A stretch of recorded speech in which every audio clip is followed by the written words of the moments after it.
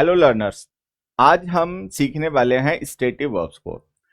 Stative verbs के जो basics हैं, फंडामेंटल्स हैं, एक बार उनको रिफ्रेश करने के बाद में फिर हम स्टेटिव वर्ब्स पे बनने वाले कॉन्सेप्ट्स और क्वेश्चंस उनका डिस्कशन डिटेल में आज इस वीडियो में करने वाले हैं। स्टेटिव वर्ब्स जो हैं ये हमारे कंपटीशन के सिलेबस में बहुत इंपॉर्टेंट होती है और इनके कुछ यूजेस ऐसे हैं, कुछ क्वेश्चंस इन पर ऐसे आते हैं जो काफी कंफ्यूजिंग होते हैं। मतलब उनको बच्चे रूल एक्सेप्शन की मदद से याद कर लेते हैं, समझ में नहीं आते। लेकिन आज हमारी ये कोशिश होगी कि हम उन कॉन्सेप्ट्स को और क्वेश्चंस को इतना डिटेल में डिस्कस करें कि ये क्वेश्चंस हमेशा के लिए आपको ध्यान रह जाएं। अब फिर आप इनसे रिलेटेड कभी दोबारा गलतियां ना करो। तो क्वेश्चंस और कॉन्सेप्ट्स को डिस्कस करने से पहले एक बार पहले हम समझ लेते हैं कि स्टेटिव वर्ब्स होती क्या है। तो क्या है स्टेटिव वर्ब्स, आ जाइए सीखते हैं। लैंग्वेज में वर्ब्स क्या होते हैं हम सबको पता ही है कि वर्ब्स जो हैं वो ऐसे वर्ड्स होते हैं जो किसी एक्शन या स्टेट को रेफर करते हैं। वर्ब्स वो वर्ड्स हैं लैंग्वेज में जो एक्शन एंड स्टेट अवस्था को डिस्क्राइब करते हैं। वर्ब्स को समझने के लिए वैसे कई तरीके से इसको डिफाइन हम लोग कर लेते हैं। It is an action word which refers to some activity, तो ये सब ठीक है।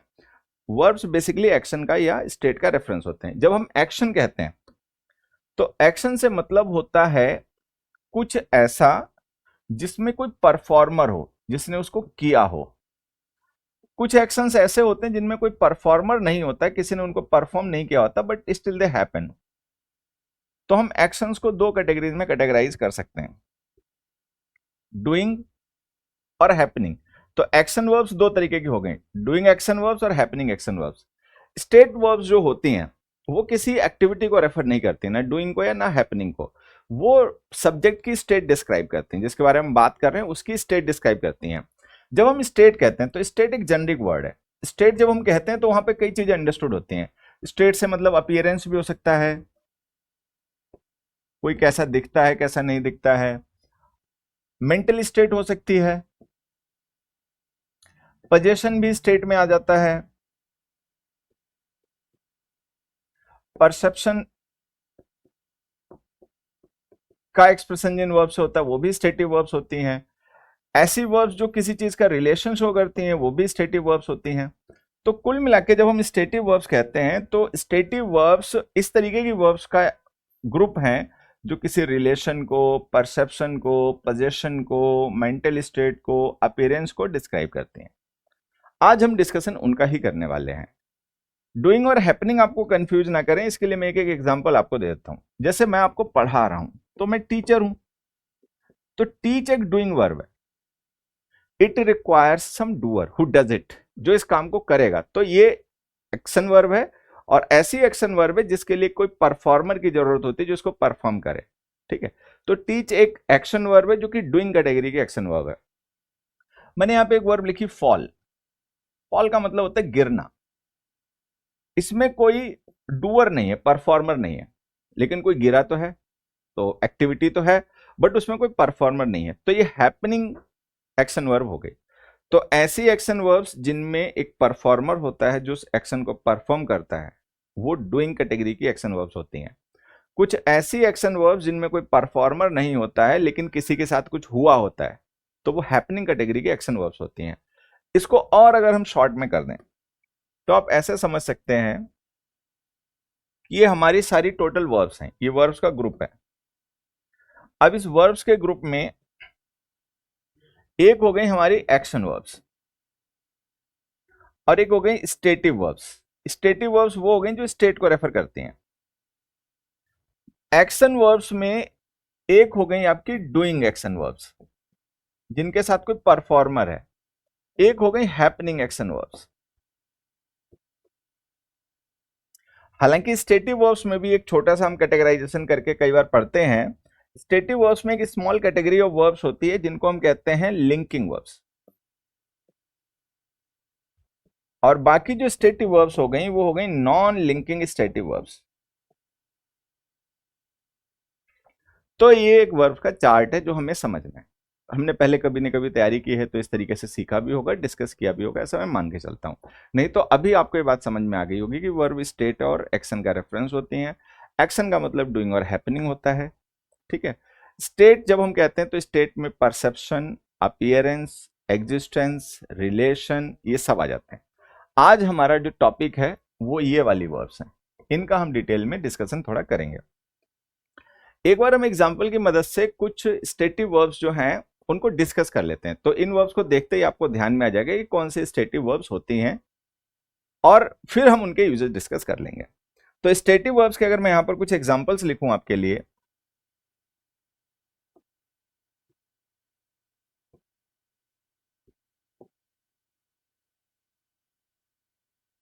तो देखिए, look, seem, appear, have, possess, on, think, believe,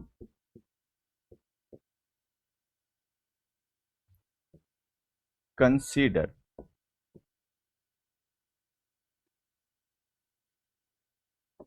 contain, comprise, consist, see, feel, hear, smell, taste, notice, know, want, need, lack, exist, depend, doubt, suspect, imagine, consider, understand, realize,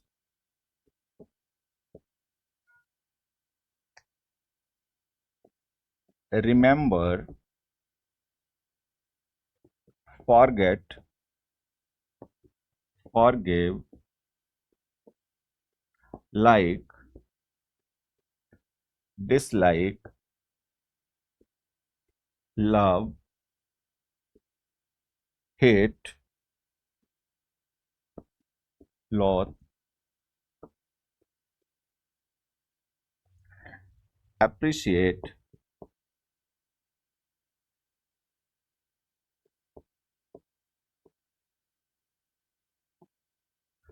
prefer, need,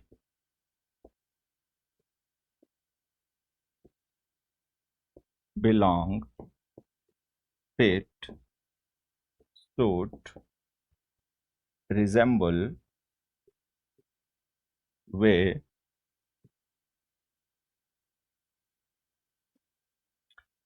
etc. अब जब आप इन verbs को देखते होंगे तो आपको ध्यान आया होगा ये वर्ब्स आपने कभी ना कभी पढ़ी हैं। कहाँ पढ़ी होंगी? ये वर्ब्स आपने पढ़ी होंगी कि इनका कॉन्टिन्यूअस टेंस नहीं बनता है, तो इनसे रिलेटेड हमें ये पता होता है। हालांकि इसमें भी एक पेच है। क्या है? ये बात इतनी आसान नहीं है कि हम इसको याद कर लें कि इन वर्ब्स का कॉन्टिन्यूअस टेंस नहीं बनता है। कुछ सिचुएशंस में कुछ वर्ब्स ऐसी भी हैं जिनका कॉन्टिन्यूअस टेंस बनता है, उनका अभी हम डिस्कशन करेंगे। ये सारी चीजें मैं आपको डिटेल में जितनी समझने वाली है वो सारी समझाऊंगा। इसके अलावा ये जो वर्ब्स हैं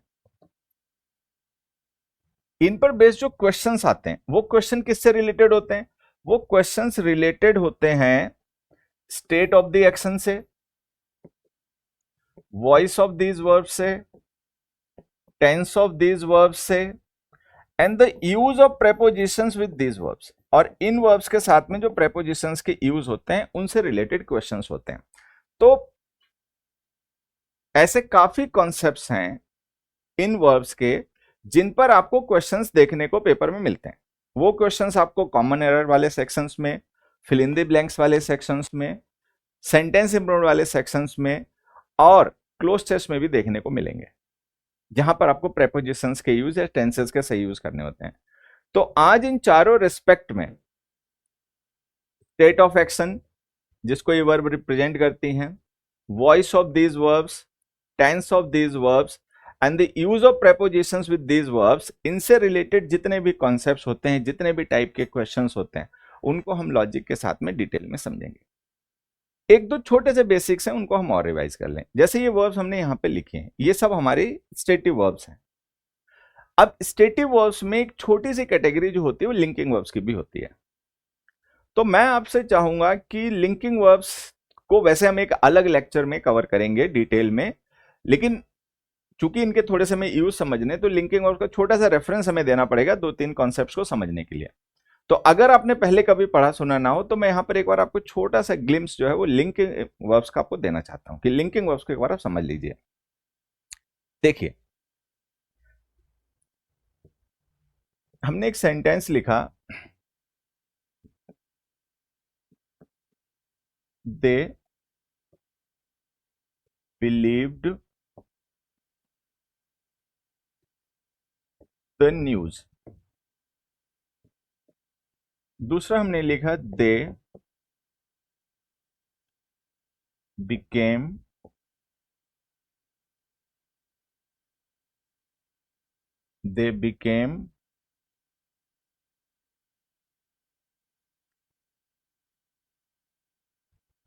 कोई भी नाम लिख देते, दे बिकेम डॉक्टर्स, कि वो डॉक्टर्स बन गए। अब यहां पर आप देखेंगे जो बिलीव्ड है, ये हमारी वर्ब है, स्टेटिव वर्ब है। मेंटल स्टेट किसी की डिस्क्राइब करती है, किसी के माइंड में क्या है क्या नहीं, कोई क्या मानता है क्या नहीं मानता, ये बताता है, तो स्टेटिव वर्ब है। दे इस स्टेटिव वर्ब का सब्जेक्ट है। उसी तरीके से बिकेम भी स्टेटिव वर्ब है, किसी की स्टेट डिस्क्राइब कर रही है, कोई क्या बन गया क्या नहीं बन गया, क्या था क्या नहीं था। तो स्टेट का मतलब है अवस्था, मेंटली फिजिकली कोई क्या है क्या नहीं है, जब हमें ये बताना होता है तो हम स्टेटिव वर्ब्स का यूज करते हैं। तो जो बिकेम वर्ब है ये भी स्टेटिव वर्ब है। दे इस वर्ब का सब्जेक्ट है। यहां तक ठीक है। ये जो हमने ऑब्जेक्ट लिखा है द न्यूज, और यहां पर ये जो डॉक्टर्स हमने लिखा है, इसमें एक डिफरेंस है, आप समझेंगे उसे। आप देखेंगे जो डॉक्टर्स है इसको हमने कॉम्प्लीमेंट लिखा, द न्यूज को ऑब्जेक्ट लिखा। अब डिफरेंस कहां है कि ये जो वर्ब का सब्जेक्ट है दे और जो वर्ब का ऑब्जेक्ट है द न्यूज, ये सेम नहीं है, अलग अलग है। न्यूज अलग चीज है, दे अलग पर्सन है, दे पर्सन न्यूज थिंग है, ठीक है। तो ये दोनों अलग अलग है, एक सब्जेक्ट है एक ऑब्जेक्ट है। लेकिन यहां पर आप देखेंगे दे बिकेम डॉक्टर्स, वो डॉक्टर्स बन गए। तो जो डॉक्टर्स बन गए वो दे ही हैं, और जो दे हैं वही डॉक्टर्स बन गए हैं। तो डॉक्टर्स और दे सेम है। तो जब हम किसी वर्ब के बाद में कोई ऐसा वर्ड या फ्रेज लिख देते हैं जो कि सब्जेक्ट का रेफरेंस या सब्जेक्ट का डिस्क्रिप्शन होता है, तो उसे हम कॉम्प्लीमेंट कहते हैं। एक चीज ये ध्यान रखनी है। दूसरी बात ये ध्यान रखनी है कि स्टेटिव वर्ब ये बिलीव्ड भी है, स्टेटिव वर्ब ये बिकेम भी है, लेकिन जिन स्टेटिव वर्ब्स के बाद में कॉम्प्लीमेंट लिखा जाता है उन्हें हम लिंकिंग वर्ब्स कहते हैं। तो बिकेम एक लिंकिंग स्टेटिव वर्ब है, बिलीव्ड एक नॉन लिंकिंग स्टेटिव वर्ब है। तो जो लिंकिंग वर्ब्स होती हैं उनको लिंकिंग वर्ब्स कहने के पीछे डिफरेंस मतलब रीजन यही होता है कि वो सब्जेक्ट को और उसके कॉम्प्लीमेंट को लिंक करती हैं। तो linking verbs are such verbs as link the subject with its complement. Complement is someone or something which refers to the subject. Complement कोई ऐसा पर्सन है, कोई ऐसी थिंग होती है जो वर्ब के सब्जेक्ट का ही रेफरेंस है, डिस्क्रिप्शन होता है। एक चीज ये ध्यान देनी है। दूसरी एक छोटी सी बात ध्यान ये रखनी है कि जो लिंकिंग वर्ब्स होती हैं they can be replaced with the forms of be. उनको बी की फॉर्म से रिप्लेस किया जा सकता है बिना मीनिंग को चेंज किए। जैसे हमने लिखा है दे बिकेम डॉक्टर्स, तो अगर हम इसे ऐसे लिख दें, दे वर डॉक्टर्स, तो आप देखेंगे यहां पे जो वर्ब बिकेम है ना, इसको हमने बी की फॉर्म वर से रिप्लेस कर दिया। बिकेम वर्ब की सेकेंड फॉर्म है, तो हमने बी की सेकेंड फॉर्म वर से इसे रिप्लेस कर दिया। They became doctors, they were doctors, same meaning. लेकिन अगर हम यहां पे लिख दें दे बिलीव्ड द न्यूज, और इसको हम चेंज करके लिख दें दे वर द न्यूज,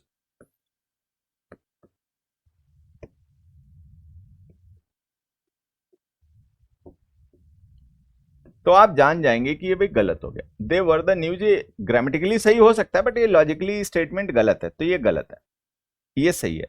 ये लिंकिंग वर्ब है, बिकेम वो नहीं है। तो लिंकिंग वर्ब्स जो होती हैं उनको हम बी की फॉर्म से रिप्लेस कर सकते हैं। बी की फॉर्म का मतलब होता है इज, एम, आर, वॉज, वर।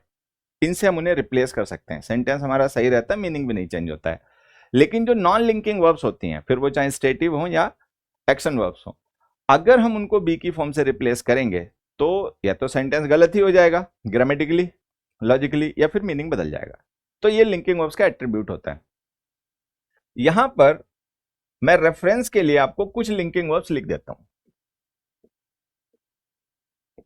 आपको पहले से पता होंगे तो ठीक है, नहीं तो आप उनका ध्यान रखेंगे कि ये लिंकिंग वर्ब्स हैं। देखिए,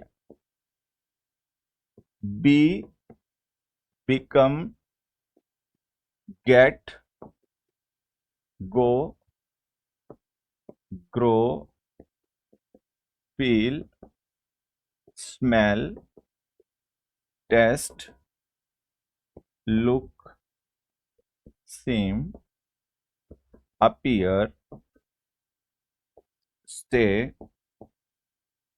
टर्न, रिमेन,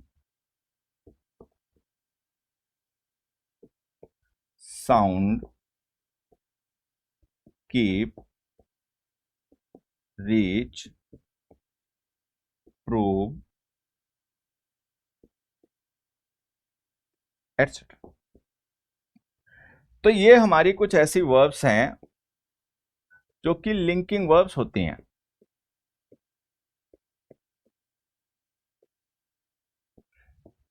मैं आपको फिर से याद करवा देता हूं, हालांकि आप सबको ध्यान नहीं होगा। All linking verbs are stative verbs, ठीक है। सारी लिंकिंग वर्ब्स स्टेटिव वर्ब्स होती हैं, लेकिन सारी स्टेटिव वर्ब्स लिंकिंग वर्ब्स नहीं होती हैं, ठीक है। तो लिंकिंग वर्ब्स जो है वो स्टेटिव वर्ब्स का पार्ट है। स्टेटिव वर्ब्स लिंकिंग वर्ब्स के अलावा भी होती हैं। तो ये हमारी लिंकिंग वर्ब्स हैं। अब इनमें क्या डिफरेंस है बाकियों में, इनमें कि ये सब्जेक्ट और कॉम्प्लीमेंट को लिंक करने के लिए यूज की जाते हैं, इसीलिए हम इन्हें लिंकिंग वर्ब कहते हैं। ये भी स्टेटिव वर्ब होती हैं, ये भी स्टेट को ही डिस्क्राइब करती हैं, किसी डूइंग या हैपनिंग को डिस्क्राइब नहीं करती हैं। एक चीज, इनको बी की फॉर्म से रिप्लेस किया जा सकता है। बी की फॉर्म का मतलब होता है is, am, are, was, were, been, being. एक तो ये बात ध्यान रखनी है। एक छोटी सी बात जो हम और ध्यान रख लेंगे तो हमें ठीक रहेगा, क्या कि जितनी वर्ब्स हमने यहाँ पे लिखी हैं linking verbs, sometimes they are not linking verbs, कई बार वो लिंकिंग वर्ब्स नहीं भी होती हैं। तो इनको रटना नहीं है, ये समझना है कि अगर ये सब्जेक्ट और कॉम्प्लीमेंट को लिंक कर रही हैं सेंटेंस में तो ये लिंकिंग वर्ब्स हैं, otherwise they can B action verbs. तो जितनी हमने यहाँ पर ये स्टेटिव वर्ब्स लिखी हैं, रटना जो होता है ना खतरनाक होता है। तो हम इस तरीके से पढ़ने और पढ़ाने की कोशिश करते हैं कि चीजें हमें रटनी ना पड़े, क्योंकि रटने में ना गड़बड़ होती है, कंफ्यूजन, डाउट्स कभी खत्म नहीं होते। जब हम रट लेते हैं किसी चीज को बिना समझे और उसको टोटली समझते नहीं है, तो फिर वो डाउट्स कंफ्यूजन हमेशा बने रहते हैं, बार बार ऐसा आता रहता है। तो ये हमें क्लियर करते हुए चलना है कि स्टेटिव वर्ब ये तब है जब ये किसी की स्टेट को रेफर कर रही हैं, लिंकिंग वर्ब वो तब है जब वो किसी सब्जेक्ट को कॉम्प्लीमेंट से लिंक कर रही हैं, otherwise they can B action verbs. अब मैं एग्जांपल से आपको समझा देता हूं। देखिए, हमने एक सेंटेंस लिखा,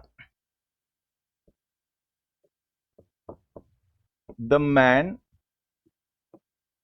टेस्टेड द फूड। दूसरा हमने लिखा, द फूड टेस्टेड डिलीशियस। अब यहां पर हमने वर्ब लिखी है टेस्टेड, यहां पर भी वर्ब वही लिख दी है। यहां सब्जेक्ट है मैन, यहां सब्जेक्ट है फूड। अब ये जो हमने फूड लिखा है यहां पर, ये और मैन सेम तो नहीं है, मैन पर्सन है, फूड थिंग है, तो ये ऑब्जेक्ट हो गया वर्ब का। लेकिन ये जो हमने डिलीशियस वर्ड लिखा है ये एडजेक्टिव है। अब आप सबको एक चीज हमेशा ध्यान रखनी चाहिए कि एडजेक्टिव्स जो होते हैं वो ऑब्जेक्ट नहीं हो सकते, सब्जेक्ट ऑब्जेक्ट हमेशा नाउन या प्रोनाउन ही होते हैं। तो ये जो डिलीशियस वर्ड हमने लिखा है ये एडजेक्टिव है, तो अगर ये एडजेक्टिव है तो हम इसको ऑब्जेक्ट भी नहीं कह सकते, तो हम इसे कहेंगे कॉम्प्लीमेंट। और हम इसको कॉम्प्लीमेंट इसलिए कह रहे हैं क्योंकि ये और सब्जेक्ट सेम है। अब देखिए, मैन अलग है, परफॉर्मर है, फूड अलग है, ऑब्जेक्ट है।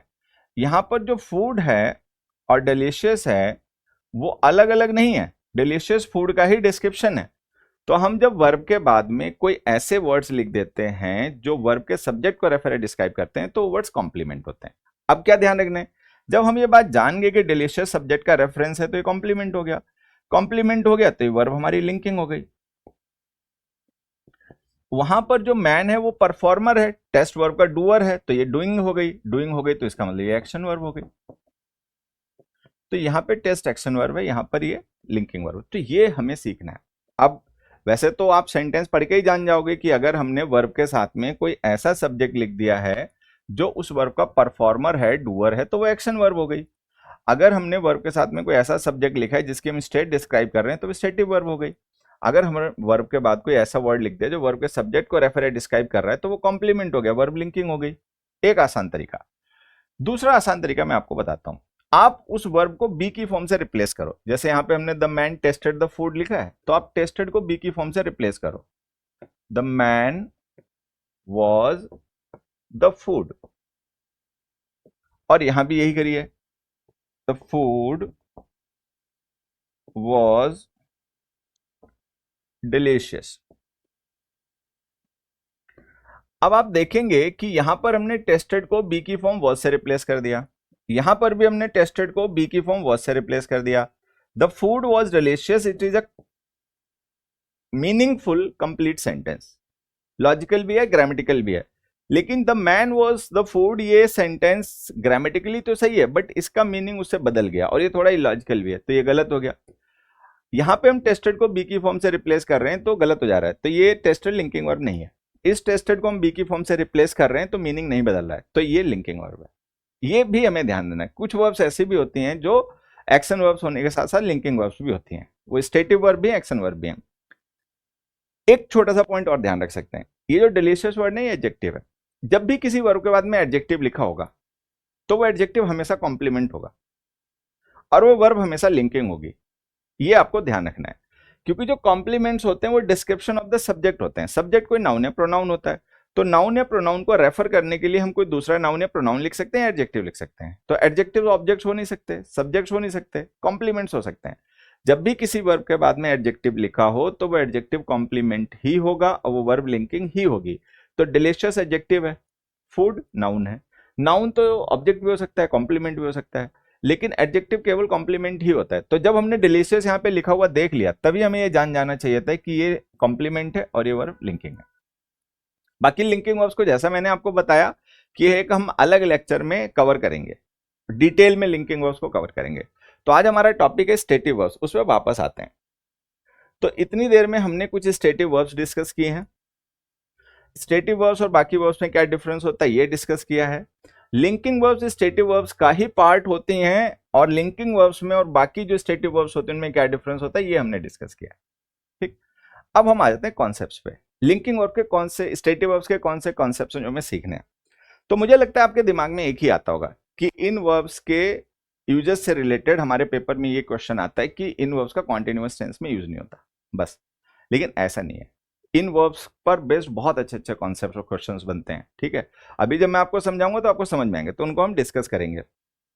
एक छोटी सी मिसअंडरस्टैंडिंग है, कुछ बच्चे जो बिगिनर्स होते हैं वो इस चीज को ध्यान कर लेते हैं, तो वो मैं पहले आपको क्लियर करके फिर क्वेश्चंस की तरफ लेके चलता हूं। कई बार हम इस तरीके से चीजों को पढ़ लेते हैं या पढ़ा देते हैं कि ये वर्ब्स आईएनजी फॉर्म में नहीं आएंगे। अब आप मुझे ये बताइए, क्या वास्तव में ये बात सही है कि ये वर्ब्स आईएनजी फॉर्म में नहीं आएंगी, ऐसा है क्या?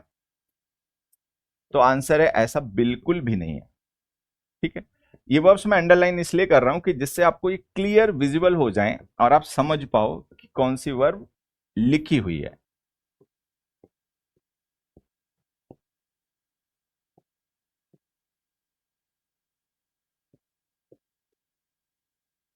ठीक, तो सबसे पहली बात हम यहां से ये क्लियर करके चलेंगे कि ऐसा नहीं है कि इन वर्ब्स की आईएनजी फॉर्म नहीं होती है। देखो, हमने एक सेंटेंस लिखा,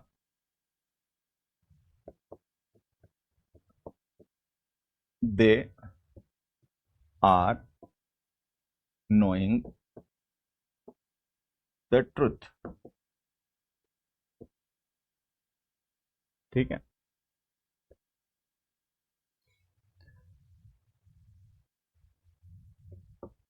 दे were accused of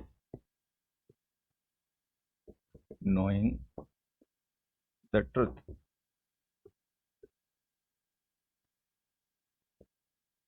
A man knowing the truth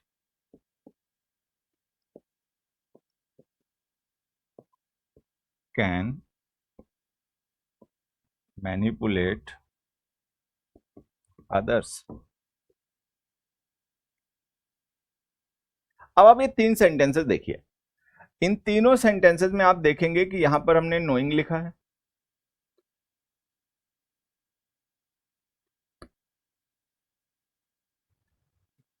यहां पर हमने नोइंग लिखा है, और यहां पर भी हमने नोइंग लिखा है। ये वैसे ज्यादा बच्चों को इसकी जरूरत नहीं है एक्सप्लेनेशन की, लेकिन कुछ बच्चे फिर भी ऐसे होते हैं जो इस तरीके से पढ़ लेते हैं कि नोइंग गलत होता है या नोइंग नहीं होता है। तो मैं आपको बता दूं, आपको ये नहीं सीखना है कि इन वर्ब्स की आईएनजी फॉर्म होती है या नहीं होती है। आपको ये सीखना है कि ये वर्ब्स कॉन्टिन्यूअस और परफेक्ट कॉन्टिन्यूअस टेंस में यूज होती है, बस ये सीखना है। ये नहीं याद करना है कि इन वर्ब्स की आईएनजी फॉर्म नहीं होती है। ठीक, होता क्या है, आर हेल्पिंग वर्ब है और ये नोइंग मेन वर्ब है, प्रेजेंट कॉन्टिन्यूअस टेंस है। यहां पर आप देखेंगे तो वर्ब जो है, ठीक है, ये हेल्पिंग वर्ब है, अक्यूज पैसिव फॉर्म की वर्ब है, ऑफ प्रेपोजिशन है, नोइंग जो है वो इस प्रेपोजिशन का ऑब्जेक्ट है, ऑब्जेक्ट वर्ब नहीं है। ठीक है, a man dash the truth can manipulate others, can helping verb है, मैनिपुलेट मेन वर्ब है, द अ मैन उसका सब्जेक्ट है, अ मैन जो है ना ये नाउन है, और ये नाउन उस कैन मैनिपुलेट वर्ब का सब्जेक्ट है। नोइंग जो है ये मैन का डिस्क्रिप्शन है, ये एडजेक्टिव है, what kind of man, which man. ठीक है, अब आपको समझना यह है कि ऐसी वर्ब की फॉर्म्स जो एडजेक्टिव्स का काम करती हैं उन्हें हम बोलते हैं पार्टिसिपल्स। तो उनमें से जो वर्ब की आईएनजी फॉर्म एडजेक्टिव्स का काम करती हैं उन्हें हम बोलते हैं प्रेजेंट पार्टिसिपल। तो ये प्रेजेंट पार्टिसिपल है, ये मेन वर्ब नहीं है। एक चीज, ये जो नोइंग हमने लिखा है जो ऑब्जेक्ट का काम कर रहा है, तो हमें पता है सेंटेंस में सब्जेक्ट ऑब्जेक्ट नाउन से प्रोनाउंस होते हैं। ठीक है, तो ये नोइंग ऑब्जेक्ट का काम कर रहा है, तो ये नाउन का काम कर रहा है, तो अब हम इसको बोलेंगे जेरेंड। जेरेंड वर्ब की वो फॉर्म्स होती हैं जो सेंटेंस में नाउन का काम करती हैं, आईएनजी फॉर्म्स होती हैं जो सेंटेंस में नाउन के रोल में होती हैं, उन्हें हम जेरेंड बोलते हैं। ये नोइंग जेरेंड है, ये नोइंग पार्टिसिपल है। पार्टिसिपल्स और जेरेंड्स नॉन फाइनाइट वर्ब्स होती हैं, किसी भी वर्ब को जेरेंड या पार्टिसिपल बनाने के लिए यूज किया जा सकता है, वो चाहे स्टेटिव हो चाहे नॉन स्टेटिव हो, किसी को भी। हाँ, ये ना जेरेंड है ना ये पार्टिसिपल है, मेन वर्ब है। एज अ मेन वर्ब हम इसका कॉन्टिन्यूअस टेंस नहीं यूज कर सकते हैं, तो फिर ये आर नोइंग गलत है, हमें यहां पे लिखना पड़ेगा नो। तो सबसे पहली चीज मैं आपको ये समझा देना चाहता हूं कि ऐसे बिल्कुल मत याद करना कि ये जो वर्ब्स हैं इन वर्ब्स की आईएनजी फॉर्म्स नहीं होती हैं। आईएनजी फॉर्म्स इनकी खूब होती हैं, बढ़िया से होती हैं, बस इनको as a main verb continuous tense में नहीं यूज किया जाता। तो जब हम कॉन्टिन्यूअस टेंस कहते हैं तो वहां पे परफेक्ट कॉन्टिन्यूअस अपने आप अंडरस्टूड होता है। तो आपको अगर ध्यान ही करना है, याद ही करना है, तो ये याद कर लीजिए कि इन वर्ब्स का यूज कॉन्टिन्यूअस और परफेक्ट कॉन्टिन्यूअस टेंसेज में नहीं होता है, लेकिन इनकी आईएनजी फॉर्म्स होती हैं जिनको as a gerund as a participle use किया जा सकता है। ठीक, ये एक छोटी सी बात ध्यान रखना। अब हम सीधे शुरुआत करते हैं इन पर बेस्ड क्वेश्चंस की। तो अगर आप तैयार हैं तो आ जाइए, देखते हैं स्टेटिव वर्ब से रिलेटेड क्वेश्चंस और फिर उनको समझते हैं, और हम क्वेश्चंस के थ्रू ही सारे कॉन्सेप्ट्स को समझेंगे। I really M not understanding why he is being so polite. अब यहां पर आप देखेंगे कि हमने एक वर्ब लिखी है, हेल्पिंग वर्ब है इज, और एक मेन वर्ब है बीइंग। ठीक है, यहां पर हमने एम हेल्पिंग वर्ब लिखी है और मेन वर्ब लिखी है अंडरस्टैंडिंग। आपको ये पता होगा कि अंडरस्टैंड जो है वो स्टेटिव वर्ब है, बीइंग जो है वो भी स्टेटिव वर्ब है। बी की सारी फॉर्म्स को जब हम यूज करते हैं एज अ वर्ब तो वो लिंकिंग वर्ब्स होती हैं, is, am, are, was, were, been, being. अगर हम इनको as a main verb use करें तो ये लिंकिंग वर्ब होती हैं। लिंकिंग वर्ब्स भी स्टेटिव वर्ब्स का ही पार्ट होती हैं, जैसे कि अभी हमने पढ़ा। तो ये बीइंग स्टेटिव वर्ब है, ये अंडरस्टैंडिंग स्टेटिव वर्ब है।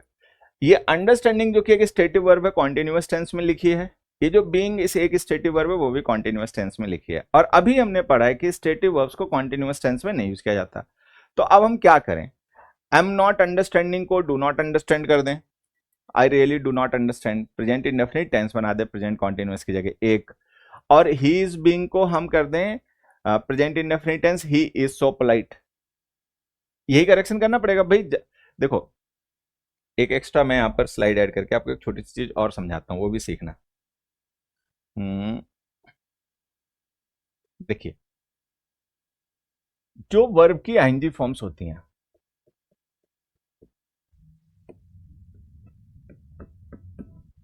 उनके 3 फंक्शन होते हैं ग्रामर में, मतलब उनको सेंटेंस में 3 फंक्शन के लिए यूज किया जाता है। एक तो वो मेन वर्ब होती हैं, ठीक है। दूसरा वो जेरेंड होती हैं। तीसरा वो पार्टिसिपल्स होती हैं। प्रेजेंट पार्टिसिपल, प्रेजेंट में लिख नहीं रहा हूं लेकिन वो समझ जाना, आईएनजी फॉर्म प्रेजेंट पार्टिसिपल ही होती है। तो वर्ब की आईएनजी फॉर्म के 3 फंक्शन सेंटेंस में होते हैं। जब हम उसको as a main verb use करते हैं तब हम उसे कहते हैं फाइनाइट वर्ब। जब हम उसको एज ए जेरेंड या एज अ पार्टिसिपल यूज करते हैं तो हम उसे कहते हैं नॉन फाइनाइट वर्ब।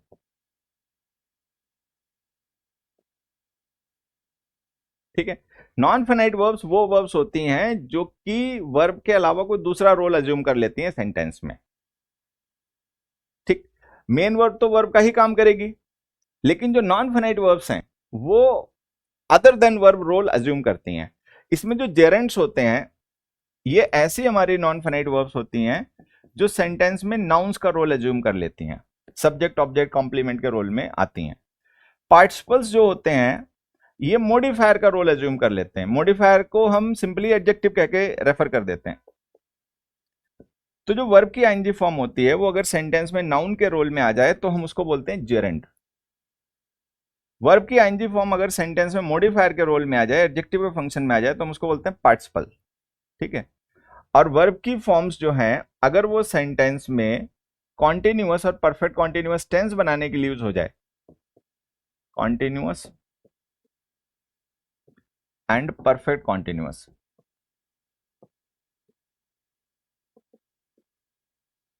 टेंसेस के लिए यूज हो जाए, तो हम उसको बोलते हैं main verb. Continuous and perfect continuous tenses. तो जो वर्ब की आईएनजी फॉर्म होती है उसके 3 फंक्शन होते हैं। स्टेटिव वर्ब्स जो होती हैं जो अभी हम पढ़ रहे हैं उनको हम as a participle ING form में यूज कर सकते हैं, as a gerund ING form में यूज कर सकते हैं, एज अ मेन वर्ब नहीं कर सकते। तो 3 तरीके से वर्ब की आईएनजी फॉर्म यूज होती है सेंटेंस में। स्टेटिव वर्ब जो होती है वो इन 2 तरीके से यूज हो सकती है, लेकिन इस तरीके से आईएनजी फॉर्म में नहीं यूज हो सकती। एक बात ध्यान रखनी है, अब जब हम उसका कॉन्टिन्यूअस टेंस नहीं बना पाते या परफेक्ट कॉन्टिन्यूअस टेंस नहीं बना पाते तो फिर जरूरत पड़ने पे करते क्या है, तो होता क्या है कि जो स्टेटिव वर्ब्स होती हैं उनके कॉन्टिन्यूअस टेंसेस की जगह हम यूज करते हैं इंडेफिनिट टेंसेस, और परफेक्ट कॉन्टिन्यूअस की जगह पर यूज करते हैं परफेक्ट टेंसेस। तो जो स्टेटिव वर्ब्स होती हैं उनका कॉन्टिन्यूअस टेंस या परफेक्ट कॉन्टिन्यूअस टेंस में यूज नहीं होता है। जहां पर कॉन्टिन्यूअस टेंस की जरूरत होती है यूज करने की तो हम उनका इंडेफिनिट टेंस यूज करते हैं। जहां परफेक्ट कॉन्टिन्यूअस टेंस यूज करने की जरूरत होती है वहां पर हम उनका परफेक्ट टेंस यूज करते हैं। तो ये बात हमें ध्यान रखनी है कि स्टेटिव वर्ब्स के कॉन्टिन्यूअस टेंस की जगह इंडेफिनिट टेंस यूज होता है और परफेक्ट कॉन्टिन्यूअस की जगह परफेक्ट टेंस यूज होता है। अब आते हैं क्वेश्चन पे वापस। यहां पर एक स्टेटिव वर्ब है अंडरस्टैंड और एक स्टेटिव वर्ब है बीइंग, और इनको हमने प्रेजेंट कॉन्टिन्यूअस टेंस में यूज कर रखा है, तो हमें प्रेजेंट इंडेफिनिट टेंस बनाना चाहिए। प्रेजेंट इंडेफिनिट टेंस बनाओगे तो एम नॉट अंडरस्टैंडिंग की जगह डू नॉट अंडरस्टैंड आ जाएगा और इज बीइंग की जगह इज आ जाएगा। प्रेजेंट इंडेफिनिट टेंस में फर्स्ट फॉर्म यूज होती है तो बीइंग की first form is am are होती है, तो ही के अकॉर्डिंग इज आ जाएगा, सही हो जाएगा। लेकिन फिर करेक्शन तो 2 करने पड़ेंगे, बी पार्ट में करेक्शन करना है, सी पार्ट में भी करेक्शन करना है, तो 2 करेक्शन तो अलाउ होते नहीं है। आप कैसे सेंटेंस को सही करें, करेक्शन तो 2 करने हैं क्योंकि 2 स्टेटिव वर्ब में दोनों कॉन्टिन्यूअस टेंस में लिखी हैं, कॉन्टिन्यूअस टेंस स्टेटिव वर्ब का हो नहीं सकता। तो अब कैसे क्या करेंगे सही हो जाए, तो मैं आपको बताता हूं। इसमें 2 करेक्शन नहीं करने, करेक्शन एक ही करना है। ये जो हमने एम नॉट अंडरस्टैंडिंग लिखा है इसको हटाइए और इसके लिखिए do not understand.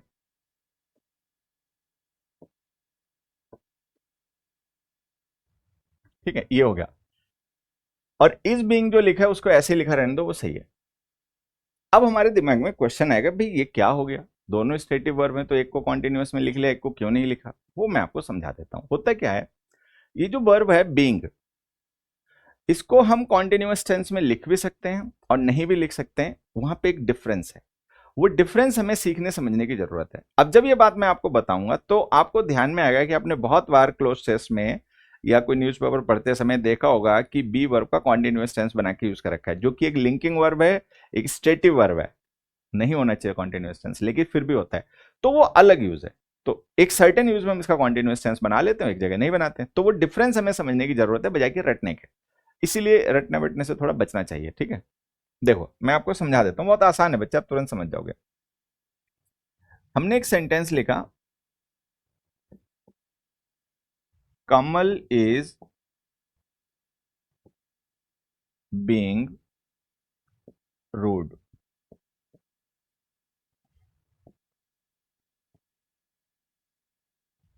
Kamal is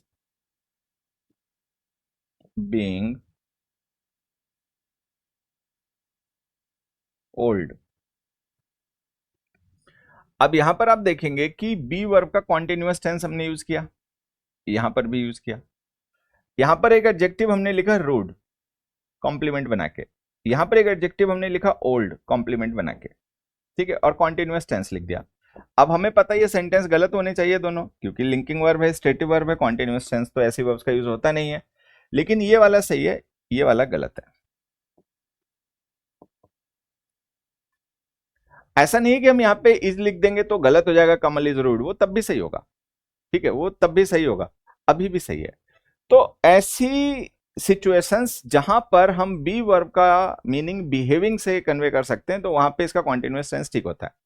अब जैसे ये रूड है, ये एडजेक्टिव ऑफ बिहेवियर है, ये किसी पर्सन के बिहेवियर को डिस्क्राइब करता है। तो जब हम बी वर्ब को ऐसे एडजेक्टिव्स के साथ में यूज करते हैं जो किसी पर्सन के बिहेवियर को रेफर करते हैं, तो कॉन्टिन्यूअस टेंस भी बन सकता है। मतलब ये नहीं कह रहा कि मैं कॉन्टिन्यूअस टेंस ही लिखना है, ही इज बीइंग रूड ही लिखना है, आप ही इज रूड भी लिख सकते हो, ही इज बीइंग रूड भी लिख सकते हो, डिफरेंस अलग अलग है।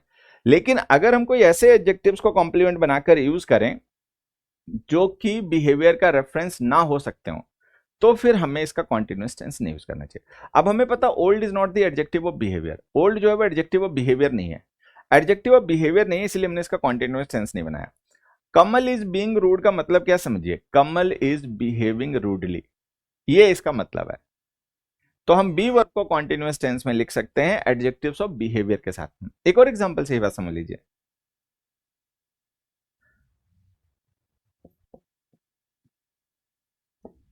दे आर बीइंग पुअर, ठीक है, दे आर बीइंग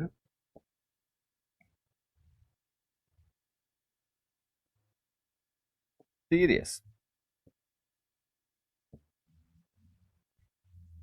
अब यहां पर हमने लिखा दे आर बीइंग पुअर और दे आर बीइंग सीरियस, तो आर बीइंग और पुअर, पुअर एडजेक्टिव है, सीरियस एडजेक्टिव है।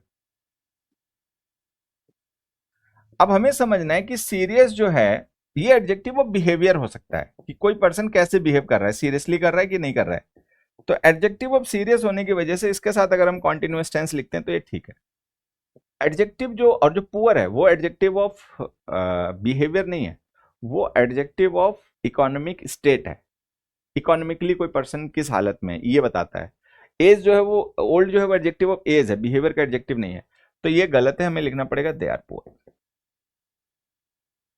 मैं फिर से बता रहा हूं, हम दे आर सीरियस भी लिख सकते हैं, वो भी सही है, वो उनकी स्टेट डिस्क्राइब करेगा, दे आर बीइंग सीरियस उनका बिहेवियर डिस्क्राइब करेगा। तो बिहेवियर के जो एडजेक्टिव्स होते हैं उनके साथ में हम बी वर्ब को कॉन्टिन्यूअस टेंस में लिख सकते हैं बिहेवियर के रेफरेंस में। स्टेट डिस्क्राइब करना है तो आप आर लिखो, दे आर सीरियस, ये उनकी स्टेट हो गई कि भाई वो गंभीर लोग हैं। दे आर बीइंग सीरियस का मतलब वो दे आर बिहेविंग सीरियसली, वो सीरियसली बिहेव कर रहे हैं, ठीक। तो ये हमें समझना है। अब आप ध्यान से देखो, ये जो बीइंग वर्ब हमने लिखी ना, इसके बाद एडजेक्टिव हमने क्या लिखा, पोलाइट। हमने इसके बाद में एडजेक्टिव क्या लिखा, ध्यान से देखो, हमने एडजेक्टिव लिखा polite. Polite is the adjective of behaviour, तो पोलाइट एडजेक्टिव ऑफ बिहेवियर है, तो ये जो इज बीइंग है वो जस्टिफाई हो जाएगा, ठीक है। तो ये कॉन्सेप्ट एक था जो मैंने आपको इस क्वेश्चन की मदद से समझाया और मुझे लगता है आपको समझ में आया होगा। Next, the people in the room were suspicious when all the lights went of suddenly. अब यहां पर आप देखेंगे हमने वर्ब यूज की है वर, और इस वर्ब के बाद में हमने एक एडजेक्टिव यूज किया सस्पिशियस। तो सस्पिशियस जो है वो एडजेक्टिव है। जब भी हम किसी वर्ब के बाद में एडजेक्टिव लिखते हैं तो इसका सीधा सा मतलब ये होता है कि वो वर्ब लिंकिंग है और एडजेक्टिव कॉम्प्लीमेंट है। तो ये सस्पिशियस जो एडजेक्टिव है ये कॉम्प्लीमेंट है, और वर्ब जो है ये लिंकिंग वर्ब है। लिंकिंग वर्ब्स स्टेटिव वर्ब्स होती हैं, सारी लिंकिंग वर्ब्स स्टेटिव होती हैं, तो ये स्टेटिव वर्ब है। अब यहां पर हमें एक सेंटेंस को दूसरे एंगल से देखने का मतलब एक एटीट्यूड डेवलप करना है। अगर ये सेंटेंस केवल इतना लिखा हो तो एकदम सही है, इसमें कोई करेक्शन नहीं करना है। The people in the room were suspicious, कि जो उस रूम के अंदर लोग थे वो सस्पिशियस थे, उनको शक था। ठीक है, तो ये ठीक है। लेकिन आगे आप पढ़ेंगे तो लिखा हुआ when the lights went of, जब लाइट चली गई तब। अब मान लीजिए कुछ लोग हैं और उनको किसी ने बुलाया और बुलाकर उन सबको एक रूम में बिठा दिया और खुद बाहर चला गया। ठीक है, तो वो लोग बैठे हैं, भाई बाहर गया, कुछ नाश्ता पानी लेने गया होगा, कुछ तैयारी कर रहा होगा, अभी आ जाएगा, कोई डाउट नहीं। लेकिन हमें बिठा के खुद निकल गया और थोड़ी देर में फिर रूम की सारी लाइट्स बंद हो गई। तो एकदम से लोगों को सस्पिशियस हो गए लोग कि भाई ऐसा क्यों, ये क्या हो रहा है यहाँ पे। तो ये पता है क्या है, ये चेंज इन स्टेट है। स्टेटिव वर्ब्स क्या शो करते हैं, स्टेट। लिंकिंग वर्ब्स भी स्टेटिव वर्ब्स होते हैं, वो भी स्टेट शो करती हैं। लेकिन यहां पर हमें सिंपल स्टेट को रेफर ना करके चेंज इन स्टेट को रेफर करना है।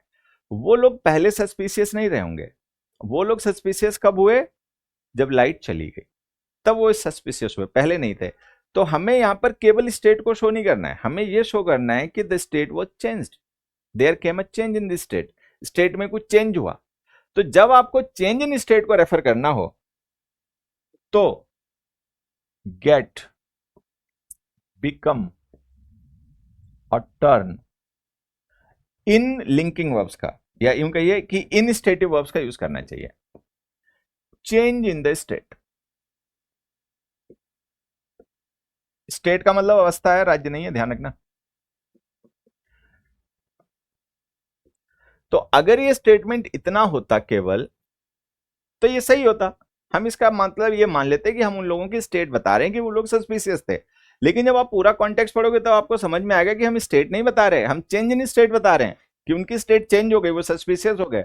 तो ऐसी सिचुएशन में आपको ये वर्ब जो लिंकिंग वर्ब है ये नहीं यूज करनी चाहिए। आप लिख दो they got suspicious, they turn suspicious.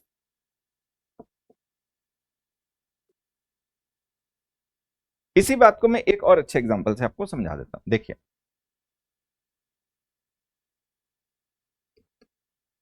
हमने एक सेंटेंस लिखा,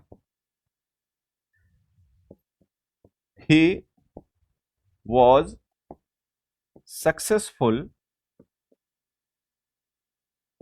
when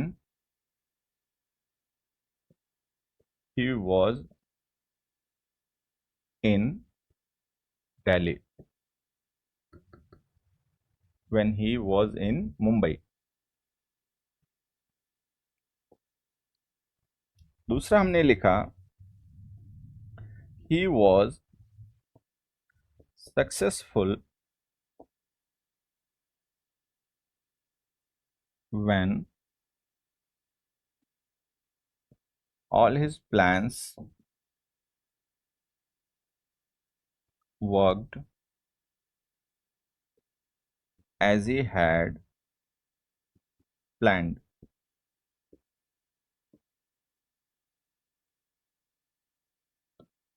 ठीक है, अब जैसे हमने ये सेंटेंस लिखा ही वॉज सक्सेसफुल, कि वो सफल था।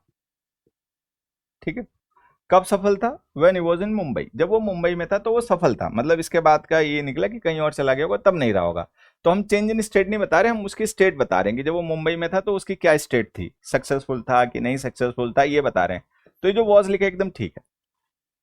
नेक्स्ट पढ़िए, he was successful when all his plans worked as he had planned, कि वो सक्सेसफुल तब हुआ जब उसके सारे प्लान्स ने बिल्कुल वैसे काम किया जैसे उसने उनको प्लान किया था। तो जैसे उसने प्लान बनाए थे, जब वो सारे प्लान्स उसके काम करने लग गए तो वो सफल हुआ। इसका मतलब वो पहले सफल नहीं रहा होगा, जब तक उसके प्लान्स ने काम करना शुरू नहीं किया तब तक वो सफल नहीं रहा होगा, उसके बाद सफल हुआ। तो अब हम यहाँ पे क्या डिस्क्राइब कर रहे हैं, अ चेंज इन स्टेट। ठीक है, तो जब चेंज इन स्टेट को रेफर करना है तो ये वॉज हटा दो, बिकेम लिख दो, ही बिकेम सक्सेसफुल। तो स्टेट एक चीज है, चेंज इन स्टेट दूसरी चीज है। जब आपको कभी किसी की स्टेट में आए चेंज को रेफर करना हो तो गेट, बिकम या टर्न, इन लिंकिंग वर्ब्स का, इन स्टेटिव वर्ब्स का यूज करना है। नेक्स्ट कॉन्सेप्ट देखिए, the man grew angry when his son told a lie to him, कि वो आदमी नाराज हो गया जब उसके बेटे ने उससे झूठ बोला।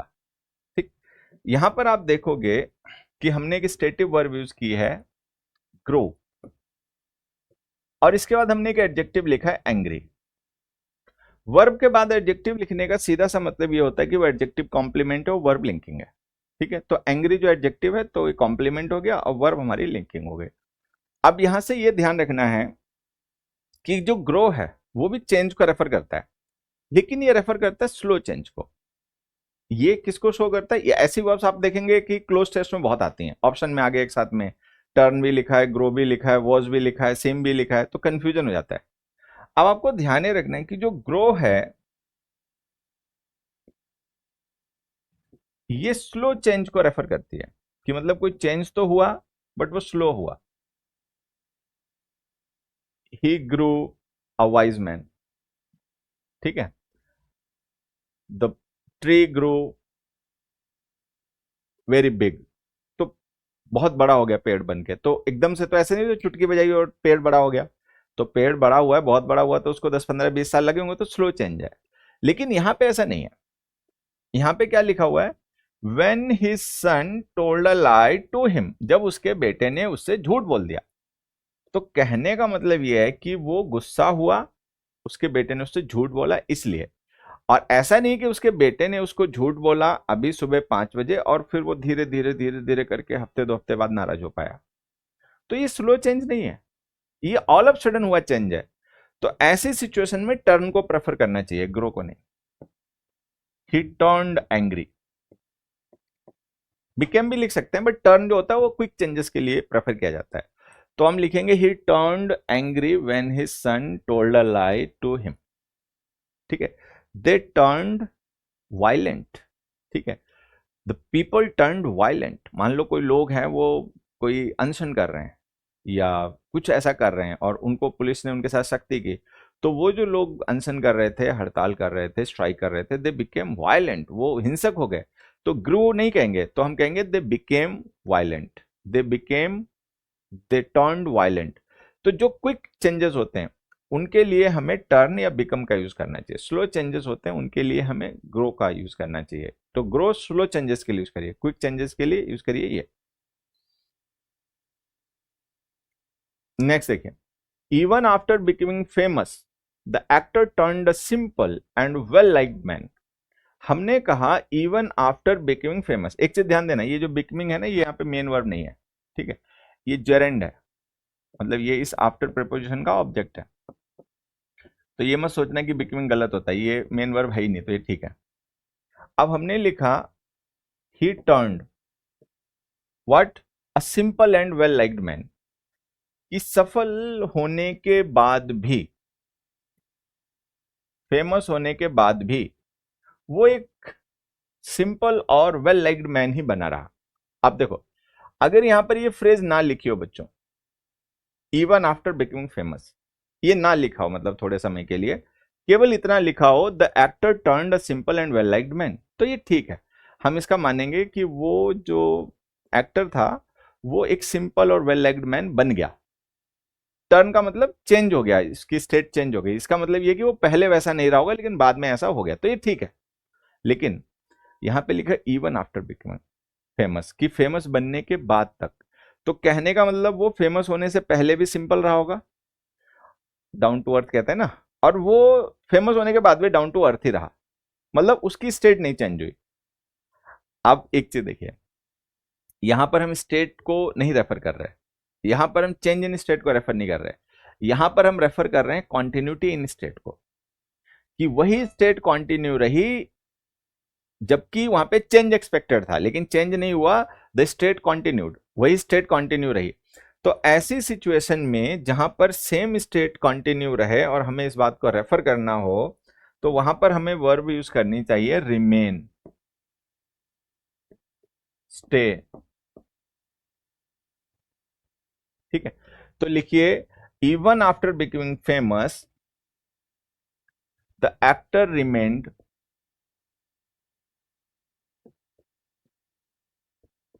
ठीक है a simple and well liked man. अब मैं आपको प्रीवियस ईयर का क्वेश्चन बताता हूं, ये जो कॉन्सेप्ट अभी मैंने आपको समझाया ना, इसी कॉन्सेप्ट पे बेस्ड है। क्वेश्चन कुछ ऐसा है, किसी प्रीवियस ईयर पेपर में आया, ये आप नेट पे ढूंढेंगे तो आपको मिल जाएगा। Even after her marriage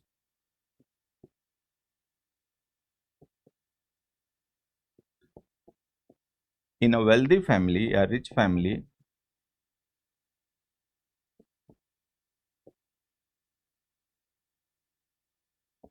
she was unhappy.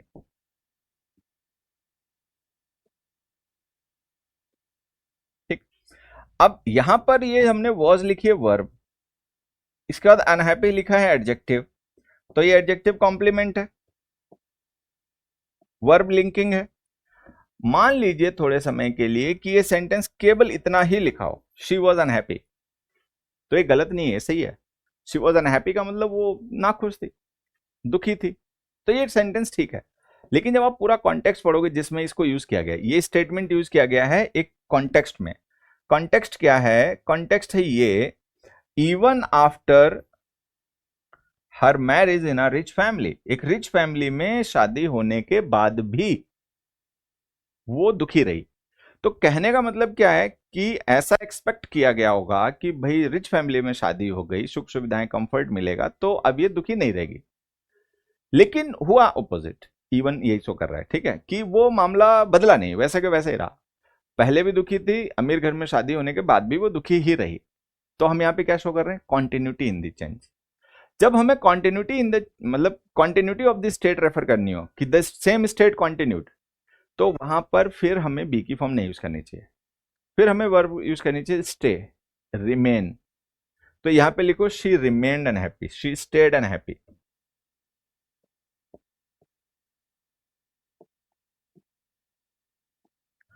एक और वर्ब होती है जिसका यूज हम कॉन्टिन्यूटी ऑफ द स्टेट के लिए यूज कर सकते हैं, वो है कीप। अब देखो, कॉन्टिन्यूटी ऑफ द स्टेट, उसके लिए हमें ये वर्ब्स यूज करनी चाहिए। ठीक, कीप वर्ब का यूज हम तब करते हैं जब सब्जेक्ट अपनी तरफ से कोई एफर्ट करे उस स्टेट को मेंटेन रखने के लिए। मतलब अगर सब्जेक्ट जो है वर्ब का वो खुद कोई एफर्ट करता है उस स्टेट को मेंटेन रखने के लिए, तो हम कीप का यूज करते हैं। ठीक है, अदरवाइज कोई वर्ब न्यूट्रल वे में अपने आप कोई स्टेट मेंटेन रह जाती है, तो फिर हम स्टे या कीप का यूज करते हैं, स्टे या रिमेन का यूज करते हैं। कीप का मैं एक एग्जांपल आपको बताता हूं। आपने अक्सर क्लास में देखा होगा कि जब बच्चे बात कर रहे होते हैं तो टीचर उनको इंस्ट्रक्ट करता है कीप साइलेंट। अगर कीप टॉकिंग लिख दिया जाए तो क्या गलत हो जाएगा?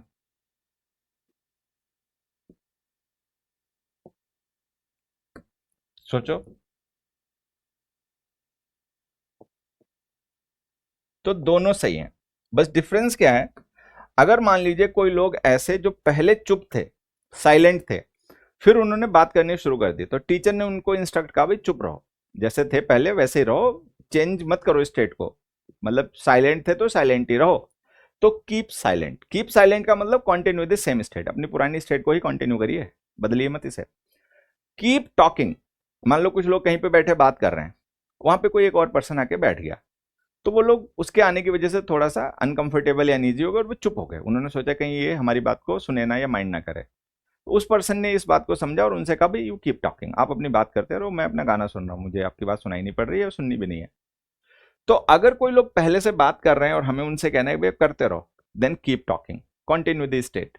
अगर कोई लोग पहले से चुप हैं और बात करनी शुरू कर दी और हम उनसे कहना चाहते हैं नहीं चुप ही रहो, तो कीप साइलेंट। तो keep, stay and remain, we use these verbs to refer to the continuity of a state, ये भी ध्यान रखना। Having spent several days together, they knew each other very well. कुछ दिन साथ में बिताने के बाद में वो एक दूसरे को अच्छे से जान गए। यहां पर आप देखेंगे हमने एक वर्ब यूज की है न्यू, ये स्टेटिव वर्ब है, मेंटल स्टेट शो करती है, लिंकिंग वर्ब नहीं है लेकिन स्टेटिव वर्ब है, ठीक है। They knew each other very well, और इसका ऑब्जेक्ट है ईच अदर। अगर ये सेंटेंस जो है केवल इतना लिखा हो, they knew each other very well, तो एकदम ठीक है कि वो एक दूसरे को बहुत अच्छे से जानते थे। A fact in the past, past का एक फैक्ट हो गया, तो ये ठीक है। लेकिन अभी आप कॉन्टेक्स्ट देखिए, यहां पे लिखा है having spent several days together, कई दिन एक साथ में गुजारने के बाद में। कहने का मतलब पता है क्या हुआ, कि वो लोग पहले से अपने को एक दूसरे को इतना अच्छा नहीं जानते थे, मतलब जानते रहे होंगे लेकिन इतना अच्छा नहीं जानते रहे होंगे जितना वो कई दिन साथ में गुजारने के बाद एक दूसरे को जान गए। तो यहां पे आप क्या बताना चाहते हो कि वो पहले से जानते थे या बाद में ये जान गए? तो ऑब्वियस सी बात है वो पहले से नहीं जानते थे, ठीक है। क्योंकि जो कॉन्टेक्स्ट है, अगर यहाँ पे having spent several days together नहीं लिखा होता तो हम ऐसा मान सकते थे, लेकिन जो लिखा है उसके हिसाब से कि वो पहले से एक दूसरे को अच्छे से नहीं जानते थे, बाद में जान गए। तो अब ये चेंज हुआ स्टेट में, लेकिन ये लिंकिंग वर्ब तो है नहीं। लिंकिंग वर्ब होती तो हम गेट, टर्न या बिकम लिख देते, लेकिन ये लिंकिंग वर्ब नहीं है, स्टेटिव है लेकिन लिंकिंग वर्ब नहीं है। तो अब हम क्या करें, हम कैसे ये शो करेंगे भाई ये स्टेट चेंज हुई है, पहले नहीं थी? तो उसके लिए गेट को मेन वर्ब बना लीजिए और उसके बाद इन्फिनिटिव लिख दीजिए इस वर्ब का। तो लिख दीजिए दे, पास्ट इंडेफिनिट है ना न्यू वर्ब की सेकंड फॉर्म, तो गेट की सेकंड फॉर्म गॉट लिखेंगे, दे गॉट टू नो। तो आंसर क्या हो जाएगा, having spent several days together they got to know each other very well, वो एक दूसरे को बहुत अच्छे से जान गए। अब आपको जो मैं समझाना चाह रहा हूं वो डिफरेंस है किस चीज का, एक वर्ब है नो, एक वर्ब है गेट टू नो।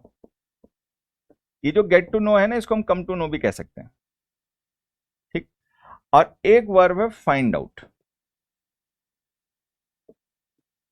मैं इनके एग्जांपल्स आपको बता दूंगा, लेकिन ऐसे आप ध्यान रखिए, नो का मतलब है पता होना, ये स्टेट है, मेंटल स्टेट है। आई नो द आंसर, मुझे आंसर पता है। आई नो हिज एड्रेस, मुझे उसका घर पता है। तो a state of mind. Get to know का मतलब है पता चलना, ठीक है। You will get to know soon, तुम्हें जल्दी पता चल जाएगा, मतलब अभी नहीं पता है, पता चल जाएगा, तो चेंज को रेफर करना है। फाइंड आउट का मतलब है पता कर लेना, he found out my address, ठीक है। तो फाइंड आउट जो है वो डूइंग है, ये डूइंग है, पता कर लेना, इसमें परफॉर्मर होता है। गेट टू नो का मतलब पता चल जाना, हैपनिंग है, ठीक है, चेंज इन स्टेट है। नो का मतलब ना डूइंग है ना हैपनिंग है, स्टेट है। आई नो द आंसर, मुझे आंसर पता है। तो नो, गेट टू नो और फाइंड आउट, इनके हमें मीनिंग ध्यान रखने चाहिए। देखो, अब मैं एक एग्जांपल लिखता हूं, उससे आप समझना। They knew got to know found out the secret, ठीक है। अब यहां पर आप देखिए, हमने एक ऑप्शन लिखा है न्यू, एक लिखा है गॉट टू नो, एक लिखा है फाउंड आउट। अब आप इनका डिफरेंस समझिए, मुश्किल नहीं है, ठीक है। ये सब्जेक्ट है, ये ऑब्जेक्ट है, डिफरेंस समझिए। दे न्यू द सीक्रेट, तो इसका मतलब है उनको सीक्रेट पता था, ये उनकी स्टेट है, मेंटल स्टेट है कि उनको सीक्रेट पता था। They got to know the secret, इसका मतलब उनको सीक्रेट पता चल गया। कैसे पता चल गया, किसी ने बता दिया, कहीं पे लिखा हुआ उन्होंने पढ़ लिया, ठीक है, कुछ भी कराओ। दे गॉट टू नो का मतलब उन्हें पता चल गया।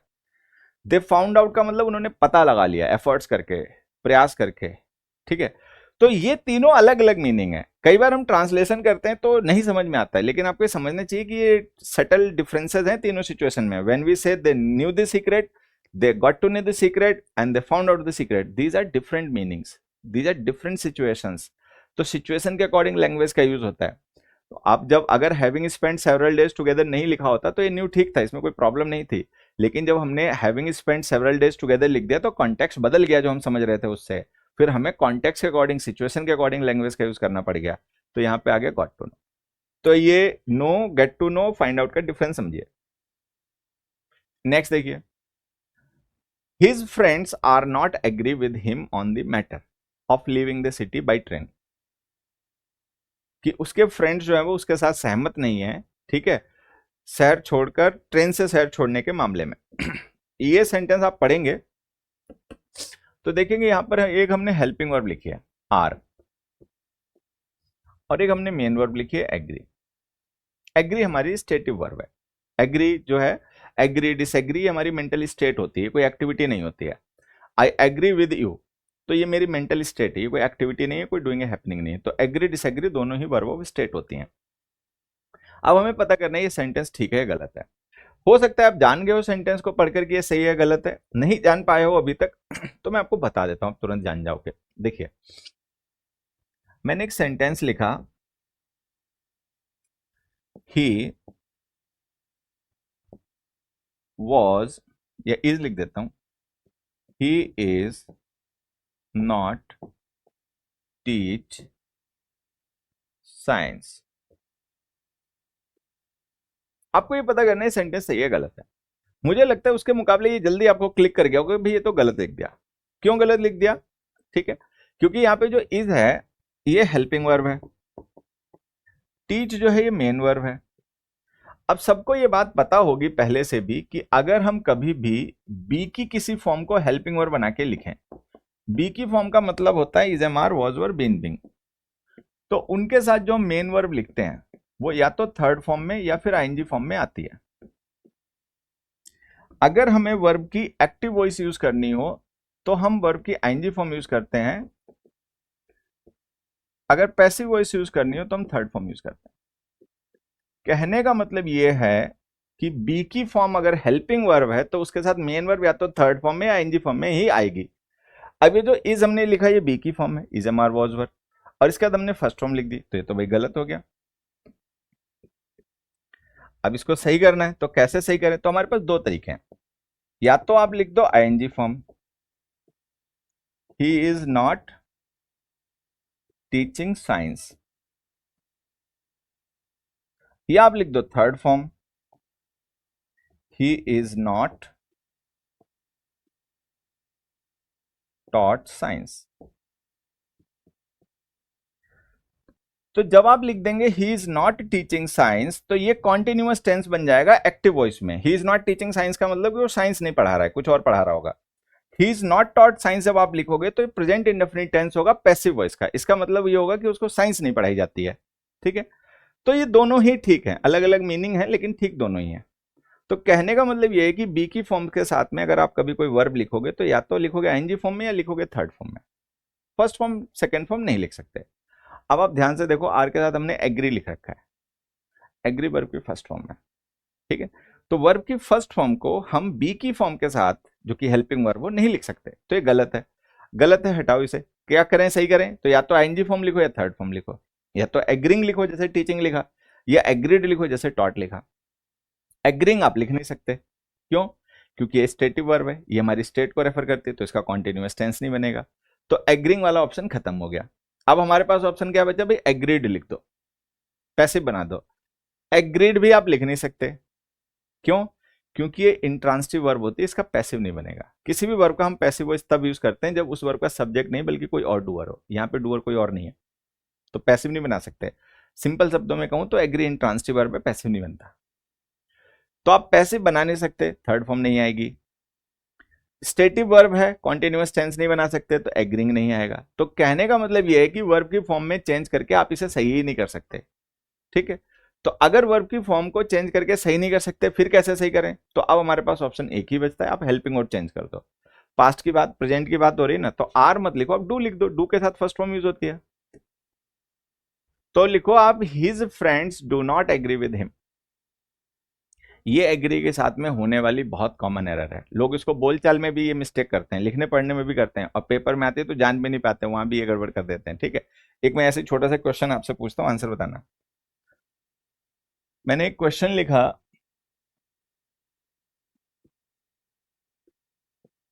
आई am partially agree with you. अब मैंने लिख दिया I am partially agree with you, बोलने पढ़ने में हो सकता है बहुत सही लग रहा हो, आई एम हेल्पिंग वर्ब है, एग्री मेन वर्ब है। अब आप ध्यान से देखो एम जो है वो किसकी फॉर्म है, बी की फॉर्म है, ठीक है। बी की फॉर्म के साथ हमने फर्स्ट फॉर्म एग्री लिख रखी है तो गलत है, या तो आईएनजी फॉर्म लिखें या थर्ड फॉर्म लिखें, लेकिन वो आप समझ चुके हो कि थर्ड फॉर्म लिख नहीं पाओगे क्योंकि इंट्रांसिटिव है, पैसिव नहीं बनेगा। आईएनजी फॉर्म लिख नहीं पाओगे क्योंकि स्टेटिव वर्ब है, इसका कॉन्टिन्यूअस टेंस नहीं बनेगा। तो अब हम कैसे इसको जस्टिफाई करें, वर्ब की फॉर्म तो चेंज करके सेंटेंस सही कर ही नहीं सकते, तो फिर कैसे सही करें, इस फर्स्ट फॉर्म को कैसे जस्टिफाई करें, एम हटा दो, I partially agree with you, ये सही हो गया। नेक्स्ट देखिए, the plants in this garden are belonging to the daisy family. अब यहां पे जो हमने आर बिलोंगिंग लिखा है, ये बिलोंग वर्ब का हमने कॉन्टिन्यूअस टेंस बना दिया। आर हेल्पिंग वर्ब है, बिलोंगिंग जो है वो हमारी स्टेटिव वर्ब है। स्टेटिव वर्ब का कॉन्टिन्यूअस टेंस बनता नहीं है, तो प्रेजेंट कॉन्टिन्यूअस की जगह इंडेफिनिट टेंस यूज कर दीजिए प्रेजेंट का, तो लिख दो बिलोंग। तो स्टेटिव वर्ब जो होती है इनका कॉन्टिन्यूअस टेंस में यूज नहीं करना चाहिए, जहां पे जरूरत पड़े कॉन्टिन्यूअस टेंस की वहां पे इंडेफिनिट टेंस, और जहां परफेक्ट कॉन्टिन्यूअस टेंस की जरूरत पड़े वहां पर परफेक्ट टेंस का यूज हमें कर लेना चाहिए। लेकिन आपने कई बार देखा होगा बिलोंगिंग यूज भी होता है, तो वो जो बिलोंगिंग वर्ड होता है वो या तो नॉन फाइनाइट वर्ब होगी या फिर नाउन होता है, बिलोंगिंग्स, पैक योर बिलोंगिंग्स। तो बिलोंगिंग को जब हम एज ए नाउन यूज करते हैं तो इसका प्लूरल भी बन जाता है बिलोंगिंग्स, ठीक है। इसी तरीके से जैसे हमने पढ़ा कि इंक्लूड को एज अ वर्ब हम कॉन्टिन्यूअस टेंस में नहीं लिखते, ठीक है। The package in is including this benefit, ये गलत है, इंक्लूड्स लिखते हैं। लेकिन इंक्लूडिंग एक प्रेपोजिशन है तब हम उसको यूज कर लेते हैं। तो वो हमें पता होना चाहिए कि भाई ये वर्ब हो और मेन वर्ब हो तो कॉन्टिन्यूअस टेंस में नहीं यूज करना है। बाकी ये नहीं याद कर लेना है कि कहीं भी इंक्लूडिंग देखा तो गलत है। जब including as a main verb continuous या परफेक्ट कॉन्टिन्यूअस टेंस बना रहा तब गलत है, अदरवाइज तो सही है।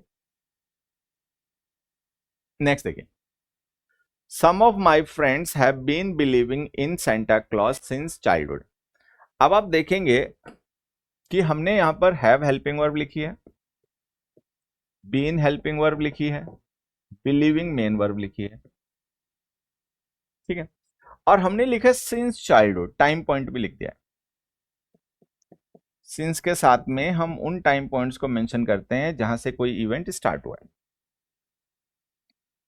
ठीक है। अब सीखो, जिन एक्शंस के साथ में सिंस लिखा होता है उनको हम परफेक्ट या परफेक्ट कॉन्टिन्यूअस टेंस में यूज करते हैं, ये हमें सबको पता है, ठीक।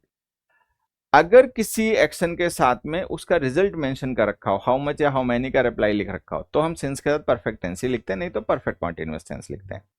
अब आप यहां पे देखोगे जैसे हमने लिखा some of my friends have been believing in Santa Claus, तो हमने हाउ मच या हाउ मैनी का रिप्लाई नहीं लिखा, तो इसका मतलब ये हमारे यहाँ पर रिजल्ट नहीं मेंशन है। रिजल्ट नहीं मेंशन है तो हमें परफेक्ट कॉन्टिन्यूअस टेंस ही यूज करना चाहिए सिंस के साथ। लेकिन आप ध्यान से देखो ये जो हैज बीन बिलीविंग है ना, बिलीव हमारी स्टेटिव वर्ब है, बिलीव वर्ब हमारी मेंटल स्टेट को रेफर करती है। तो ऐसी वर्ब्स जो स्टेट को रेफर करती हैं उनका कॉन्टिन्यूअस टेंस नहीं बनता, जिनका कॉन्टिन्यूअस नहीं बनता उनका परफेक्ट कॉन्टिन्यूअस टेंस भी नहीं बनता। तो आप क्या करें, परफेक्ट कॉन्टिन्यूअस टेंस नहीं बनता तो परफेक्ट टेंस बना दो। परफेक्ट टेंस बनाओगे तो हैव के साथ थर्ड फॉर्म आ जाएगी, बीन बिलीविंग हटाइए, बिलीव्ड लिख दीजिए। तो आंसर क्या हो गया, some of my friends have believed in Santa Claus since childhood, ये हमारा आंसर हो गया। जो सिंस के साथ मैंने आपको बात समझाई थी उसको भी अपना ध्यान रखना कि अगर हमारे पास कोई भी ऐसी वर्ब हो जो स्टेटिव है तो उसका कॉन्टिन्यूअस टेंस या परफेक्ट कॉन्टिन्यूअस टेंस नहीं बनाना है। कॉन्टिन्यूअस की जगह इंडेफिनिट, परफेक्ट की जगह, परफेक्ट कॉन्टिन्यूअस की जगह परफेक्ट लिखना है। सिंस लिखा हो तो लिखा रहने देना, नहीं तो कई बार बच्चे क्या होते हैं सिंस देखकर ही उस परफेक्ट कॉन्टिन्यूअस टेंस को जस्टिफाई करने लग जाते हैं। The latest novel by the author is completely lacking originality. ये इज लिखा, ये हेल्पिंग वर्ब है, ये लैकिंग लिखा, ये मेन वर्ब है, ठीक है। लैक जो वर्ब है ये भी हमारी वर्ब ऑफ स्टेट है, जैसे हैव है, पजेस है, ऑन है, तो वो पजेशन की वर्ब है, वो शो करते हैं पजेशन को।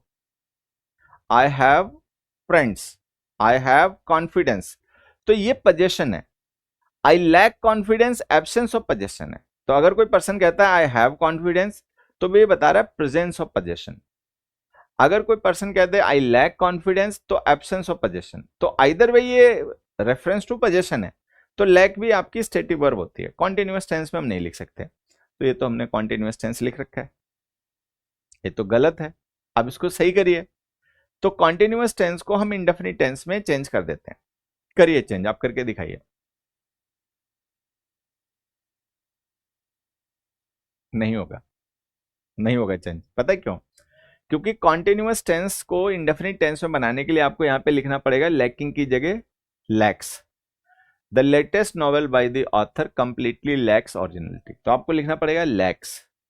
लैक्स लिखोगे तो लैकिंग की फॉर्म चेंज करनी पड़ेगी और ये इज हटाना पड़ेगा। इज हटाओगे तो बी पार्ट में करेक्शन करना है सी, और लैकिंग को लैक्स करोगे तो सी पार्ट में करेक्शन करना है। तो आपको दो पार्ट में करेक्शन करना पड़ेगा, जो कि अलाउ नहीं होता। तो अब इस सेंटेंस को हम कैसे सही करें? गलत तो ये है ही, तो मैं आपको इसका हल बताता हूँ। ठीक है, ये सेंटेंस सही हो जाएगा। इसको सही करने का तरीका ये है कि इस इज को आप हेल्पिंग वर्ब के बजाय ना वर्ब बना दो। मतलब बना मत दो, मान लो उसको हेल्पिंग वर्ब, मान लो मत, उसको वर्ब मान लो। और ये जो हमने लैकिंग लिखा है, ठीक है, इसको आप पार्टिसिपल मान लो। हमने पढ़ा ना कि वर्ब की आईएनजी फॉर्म जो होती है वो हमेशा मेन वर्ब थोड़ी होती है, वो जेरेंट भी होती है, पार्टिसिपल भी होती है। ठीक है, तो इसको आप पार्टिसिपल मान लो। ठीक, और पार्टिसिपल मानने के बाद में ये बन जाएगा कॉम्प्लीमेंट। पार्टिसिपल से एडजेक्टिव होते हैं ना बच्चे, तो ये जो लैकिंग है ये क्या है? वर्ब की आईएनजी फॉर्म जो एडजेक्टिव का काम कर रही है। और ये एडजेक्टिव हमने कहाँ लिखा? लिंकिंग वर्ब के बाद लिखा। लिंकिंग वर्ब के बाद में लिखे गए एडजेक्टिव किसका डिस्क्रिप्शन होते हैं? वो डिस्क्रिप्शन होते हैं सब्जेक्ट का। सब्जेक्ट कौन है? सब्जेक्ट है द लेटेस्ट नॉवेल। ठीक है, the latest novel is lacking. तो लैकिंग को हम यहाँ पे वर्ब नहीं पार्टिसिपल मान के कंसीडर कर रहे हैं। और ये जो पार्टिसिपल है वो हमने लिंकिंग वर्ब के बाद में एज कॉम्प्लीमेंट लिखा है। और ये एडजेक्टिव है किसका? डिस्क्रिप्शन लेटेस्ट नॉवेल का। लेटेस्ट नॉवेल एक नाउन है, तो ये जो ओरिजिनलिटी नाउन है ना, इसको रिलेट करने की लैकिंग से यहाँ पे प्रेपोजिशन लिख दीजिए इन। तो अगर हम लैकिंग के बाद में इन लिख दें तो ये सेंटेंस ठीक हो जाएगा। हमें इसमें ना इज हटाना पड़ेगा ना लैक्स करना पड़ेगा। तो ये कॉन्सेप्ट अगर आपने पहले कभी पढ़ा सीखा है तो अच्छी बात है, नहीं पढ़ा सीखा है तो इसको आप समझिए।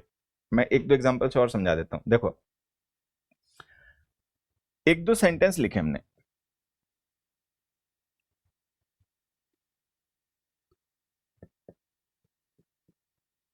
दे डोंट लैक ऑफ सपोर्ट। दूसरा हमने लिखा दे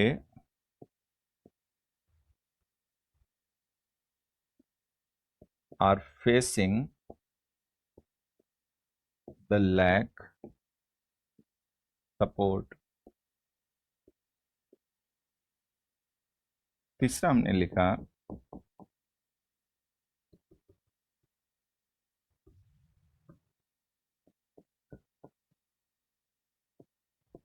दे are lacking support. And fourth लिखा they are lacking in support.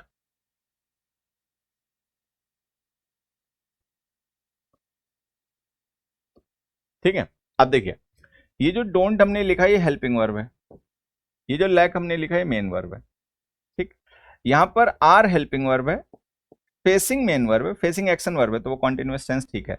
Lack word जो है ये नाउन है, इसके साथ हमने द डिटरमिनर लिख रखा है। यहां पर आर हेल्पिंग वर्ब है, लैकिंग मेन वर्ब है, सपोर्ट इस मेन वर्ब का ऑब्जेक्ट है। ठीक है, तीसरे को बाद में देखेंगे। अब आप 10 सेकेंड के लिए इस वीडियो को पॉज करके एक बार अपने आप ट्राई कर सकते हैं। देखो, they don't lack on support नहीं, एक्चुअली ऑफ सपोर्ट लिखना था।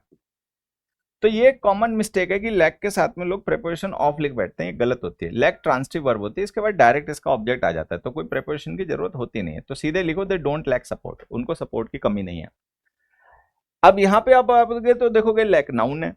अब एक नाउन को दूसरे नाउन से रिलेट करना है तो हमें प्रेपोजिशन चाहिए, तो लैक के साथ में प्रेपोजिशन यूज होती है ऑफ, तो यहां पर ऑफ लिख दीजिए। तो ये हो जाएगा they are facing the lack of support, they don't lack support. तो यहाँ पे जो लैक के साथ ऑफ लिखा था वो गलत है, यहाँ पे जो लिखा वो सही है। तो डिफरेंस क्या है, ये लैक वर्ड नाउन है, लैक का मतलब कमी भी होता है, नाउन भी होता है, ये लैक वर्ब है। तो जब वर्ब है तब ऑफ नहीं लिखना है, नाउन है तो लिखना है, ठीक। अब नेक्स्ट में जाओ, दे आर लैकिंग सपोर्ट। तो हमें पता है ये जो आर लैकिंग हमने कॉन्टिन्यूअस टेंस बना दिया, ये गलत है। क्यों? क्योंकि जो लैक है वो हमारी लिंकिंग स्टेटिव वर्ब है, और स्टेटिव वर्ब का कॉन्टिन्यूअस टेंस नहीं बनता, तो उसकी जगह इंडेफिनिट टेंस लिखना चाहिए, तो लिख दो दे लैक सपोर्ट, ये ठीक हो गया। अब एक दूसरा भी तरीका है, नेक्स्ट में आ जाइए, they are lacking in support. अगर हम इसको सही करें तो हमें इसमें कितने चेंजेस करने पड़ेंगे, एक तो ये प्रेपोजिशन हटानी पड़ेगी, अगर हम लैकिंग को वर्ब मानेंगे तो एक तो ये प्रेपोजिशन हटानी पड़ेगी, सपोर्ट डायरेक्ट उसका ऑब्जेक्ट बनेगा। दूसरा हमें आर लैकिंग को लैक भी लिखना पड़ेगा, तो हमें ऐसे ही लिखना पड़ेगा जैसे ऊपर लिखा हुआ दे लैक सपोर्ट, वैसे लिखना पड़ेगा दे लैक सपोर्ट। नहीं तो लैकिंग जो है वो वर्ब की एनजी फॉर्म पार्टिसिपल का भी काम करती है। अगर हम लैकिंग को पार्टिसिपल मान लें, एडजेक्टिव, ठीक है, तो ये आर बन जाएगा लिंकिंग वर्ब। लिंकिंग वर्ब के बाद लिखे गए एडजेक्टिव जो होते हैं वो सब्जेक्ट का डिस्क्रिप्शन होते हैं। तो वो जो हमने लैकिंग लिखा वो एडजेक्टिव किसका है, दे का, वो दे को मॉडिफाई कर रहा है। अब चूंकि वो सपोर्ट नाउन का एडजेक्टिव है नहीं, वो एडजेक्टिव है दे का, तो सपोर्ट नाउन को उससे रिलेट करने के लिए हमें एक प्रेपोजिशन चाहिए होगी, तो यहां पर एक प्रेपोजिशन चाहिए होगी, सपोर्ट नाउन उसका ऑब्जेक्ट बनेगा। तो ये प्रेपोजिशन जो इन हमने लिखी वो लैकिंग के साथ यूज होती है, ठीक है। तो लैक वर्ब के ये यूजेस हमें सीखने हैं, ये हमारे एग्जाम्स में जो ग्रामर सेक्शन होता है उसमें क्वेश्चन जो आते हैं उनमें भी यूजफुल होते हैं समझने में उनके लिए, साथ ही साथ में जो कॉमन एयर के आपके क्लोज टेस्ट के क्वेश्चंस होते हैं उनमें भी हमारे लिए यूजफुल होते हैं। तो लैक वर्ब को लेकर ये इतने सारे कॉन्सेप्ट्स और क्वेश्चंस और टाइप्स आपको सीखने समझने ध्यान रखने हैं, जरूरत पड़े तो इनके अपने नोट्स बनाइएगा और रिविजन करिएगा। नेक्स्ट देखिए, why my friend closely resembles to his elder brother. यहां पर आप देखेंगे हमने एक वर्ब लिखी है रिजेंबल। रिजेंबल भी स्टेटिव वर्ब होती है, ठीक है, रिजेंबल जो होती है वो स्टेटिव वर्ब होती है, स्टेट को रेफर करती है, कोई कैसा दिखता है कैसा नहीं दिखता है, इसका मतलब लुक होता है। इस वर्ब के साथ में ना दो तरीके की एरर्स पूछी जाती हैं पेपर में, दो तरीके की मिस्टेक्स लोग इनके साथ करते हैं जिन पर बेस्ट पेपर में क्वेश्चंस भी आते हैं। मैंने लिखा Mohan is resembling to his father.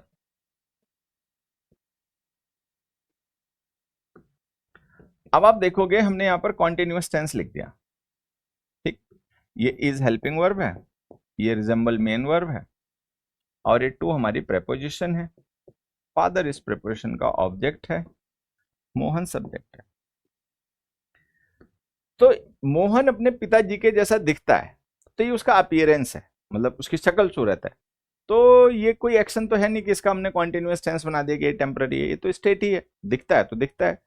तो एक तो ये कॉन्टिन्यूअस टेंस नहीं यूज करना चाहिए था, कॉन्टिन्यूअस टेंस जो होता है वो टेम्पररी सिचुएशन जो होती है उनके लिए यूज किए जाते हैं, ठीक, ये एक फैक्ट है। तो एक तो कॉन्टिन्यूअस टेंस नहीं आना चाहिए। दूसरा रिजेंबल ट्रांसिटिव वर्ब है, जैसे हमने लिखा Mohan resembles, then whom does he resemble. तो रिजेंबल के साथ में अक्सर आप देखेंगे टू या विद प्रेपोजिशन लिखकर एरर आती है, तो पहली बात तो इसके साथ प्रेपोजिशन मत लिखिए, दूसरा इसका कॉन्टिन्यूअस टेंस मत बनाइए, सिंपली लिखिए रिजेंबल्स। तो हमारा आंसर क्या हो जाएगा, मोहन रिजेंबल्स हिज फादर। तो रिजेंबल वर्ब को लेकर, ये जो रिजेंबल एक स्टेटिव वर्ब होती है, ये बातें हमें सीखनी है कि एक तो आप इसके साथ में प्रेपोजिशन मत लिखिए, दूसरा इसका कॉन्टिन्यूअस टेंस भी मत बनाइए। तो ये जो हमने टू लिखा है इसको हटा दीजिए, कॉन्टिन्यूअस टेंस तो वैसे भी नहीं तो ठीक हो जाएगा, my friend closely resembles his elder brother. Next देखिए, the quote reads true beauty consist of character. सच्ची सुंदरता जो होती है वो चरित्र में होती है, कैरेक्टर में होती है। ये बड़ा इंटरेस्टिंग क्वेश्चन है।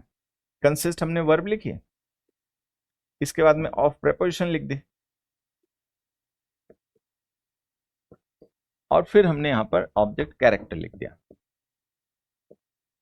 अब सीखना हमें यह है कि जो कंसिस्ट वर्ब है इसको लेकर दो सिचुएशंस पॉसिबल होती हैं। एक सिचुएशन तो ये होती है, दिस डाइट consists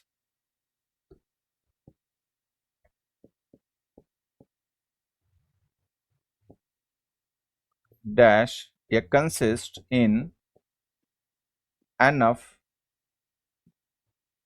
प्रोटीन। दूसरा हमने लिखा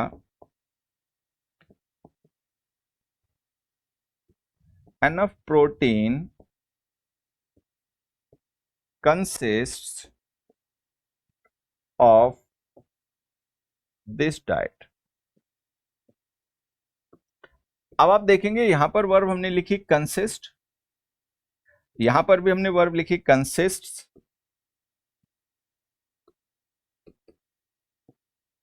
यहां हमने प्रेपोजिशन लिखी है ऑफ, यहां पर प्रेपोजिशन लिखी है इन। ठीक है, ये हो गया। सब्जेक्ट ऑब्जेक्ट पे थोड़ा सा ध्यान दीजिए। यहां वर्ब का सब्जेक्ट है डाइट, यहां पे वर्ब का सब्जेक्ट है एनफ प्रोटीन, यहां पर प्रेपोजिशन का ऑब्जेक्ट है एनफ प्रोटीन, यहां पर ऑब्जेक्ट है दिस डाइट।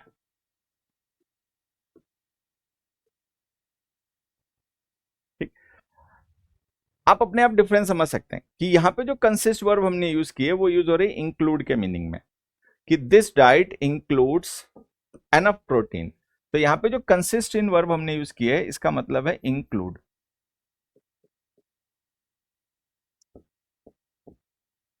ठीक है, यहां पे कंसिस्ट इन का मतलब क्या है, includes. This diet includes enough protein. यहां पर Ajay enough protein includes this diet, नहीं, यहां पे क्या मतलब है, इज इंक्लूडेड।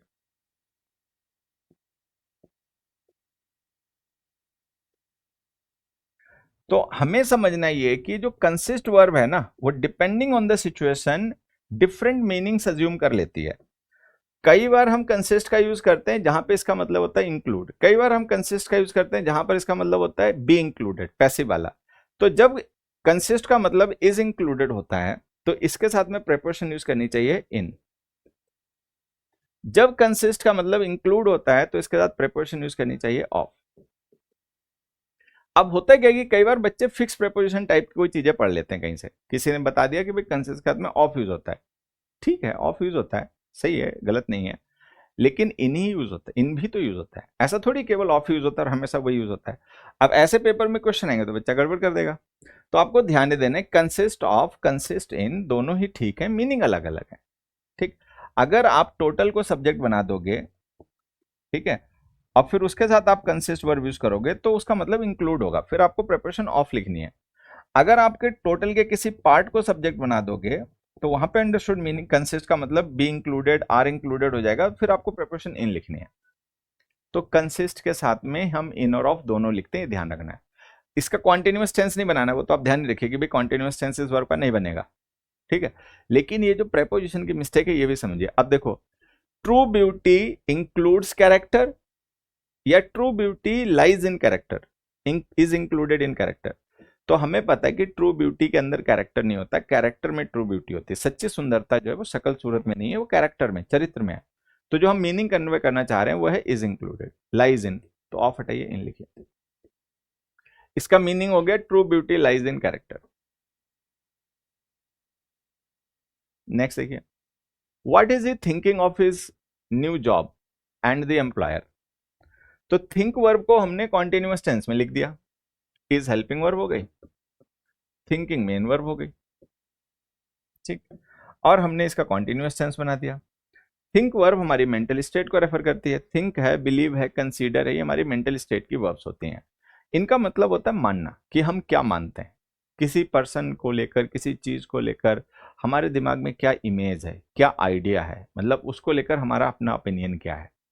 तो ये मेंटल स्टेट है, ये कोई एक्टिविटी नहीं है। तो कॉन्टिन्यूअस टेंस नहीं बना सकते, कॉन्टिन्यूअस टेंस नहीं बना सकते तो ये गलत हो गया। अब इसको इंडेफिनिट टेंस बनाना है, तो इंडेफिनिट टेंस बनाने के लिए डज यूज करिए और यहां पर थिंक लिख दीजिए।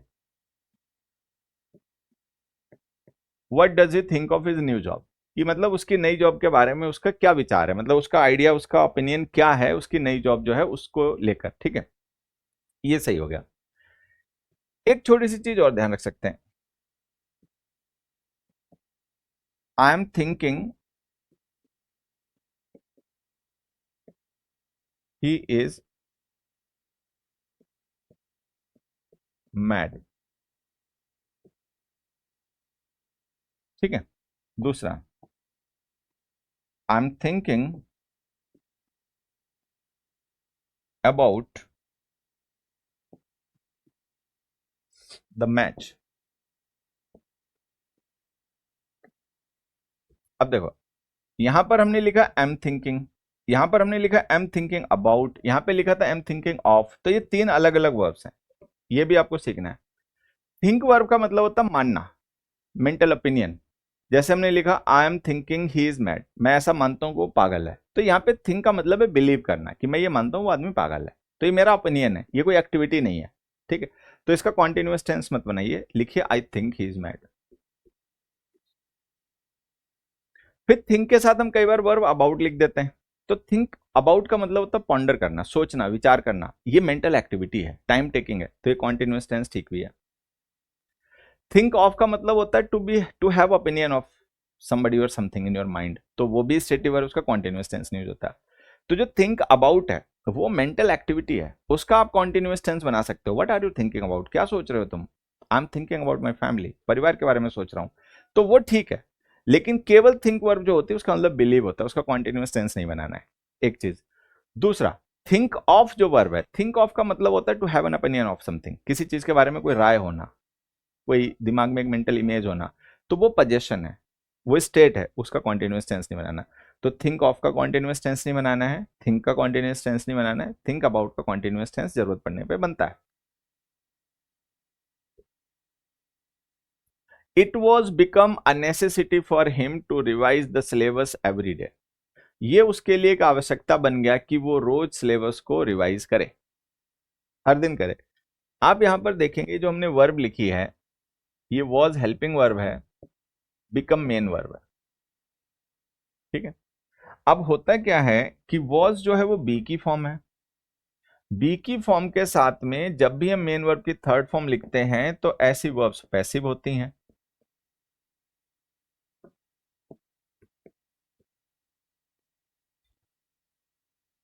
ठीक है, ये जो बिकम हमने लिखा है ये थर्ड फॉर्म ही है, क्यों? क्योंकि इसकी फॉर्म्स होती हैं become, became, become. Become base form हो गई, बिकेम सेकेंड फॉर्म हो गई, और बिकम थर्ड फॉर्म हो गई। तो ये बिकम फर्स्ट फॉर्म तो हो नहीं सकती, फर्स्ट फॉर्म तो हेल्पिंग वर्ब के साथ आती है, वॉज के साथ तो नहीं आती है, वॉज के साथ या तो थर्ड फॉर्म आती है, आईएनजी फॉर्म आती है, तो ये थर्ड फॉर्म है। थर्ड फॉर्म का मतलब ये वर्ब पैसिव है। ठीक है, बिकम लिंकिंग वर्ब है, आपको ध्यान देना है, बी की फॉर्म्स और बिकम हमेशा लिंकिंग वर्ब ही होते हैं, तो ये बिकम लिंकिंग वर्ब है। लिंकिंग वर्ब्स के पैसिव नहीं बनते हैं, कारण क्या होता है कि जो लिंकिंग वर्ब्स होती हैं वो इंट्रांसिटिव वर्ब्स होती हैं, क्योंकि उनके बाद हम ऑब्जेक्ट नहीं लिखते, उनके बाद हम कॉम्प्लीमेंट लिखते हैं। ठीक है, जब हम किसी वर्ब को वॉइस चेंज करते हैं तो उसके ऑब्जेक्ट को सब्जेक्ट बनाना पड़ता है। लिंकिंग वर्ब्स के साथ ऑब्जेक्ट होता ही नहीं है, कॉम्प्लीमेंट होता है, तो आप सब्जेक्ट बनाओगे किसको वॉइस चेंज करने के लिए, तो उनका वॉइस नहीं चेंज होता है। तो जो लिंकिंग वर्ब्स हैं वो हमेशा एक्टिव वॉइस में ही यूज होते हैं, वो पैसिव वॉइस में नहीं यूज होते हैं। ये जो हमने वॉज बिकम लिखा है ये पैसिव वॉइस है, गलत है, इसको एक्टिव बनाइए। अब वॉज बिकम पास्ट इंडेफिनिट का पैसिव है, तो पास्ट इंडेफिनिट का एक्टिव बनाओगे तो वर्ब की सेकंड फॉर्म लिखनी पड़ेगी, तो लिखो बिकेम। मैं यहां पे लिख भी देता हूं, आप उसको ध्यान रखिएगा। Linking verbs don't have passive forms, linking verbs जो होती हैं उनका पैसिव फॉर्म नहीं होता, पैसिव वॉइस में वो यूज नहीं की जा सकती।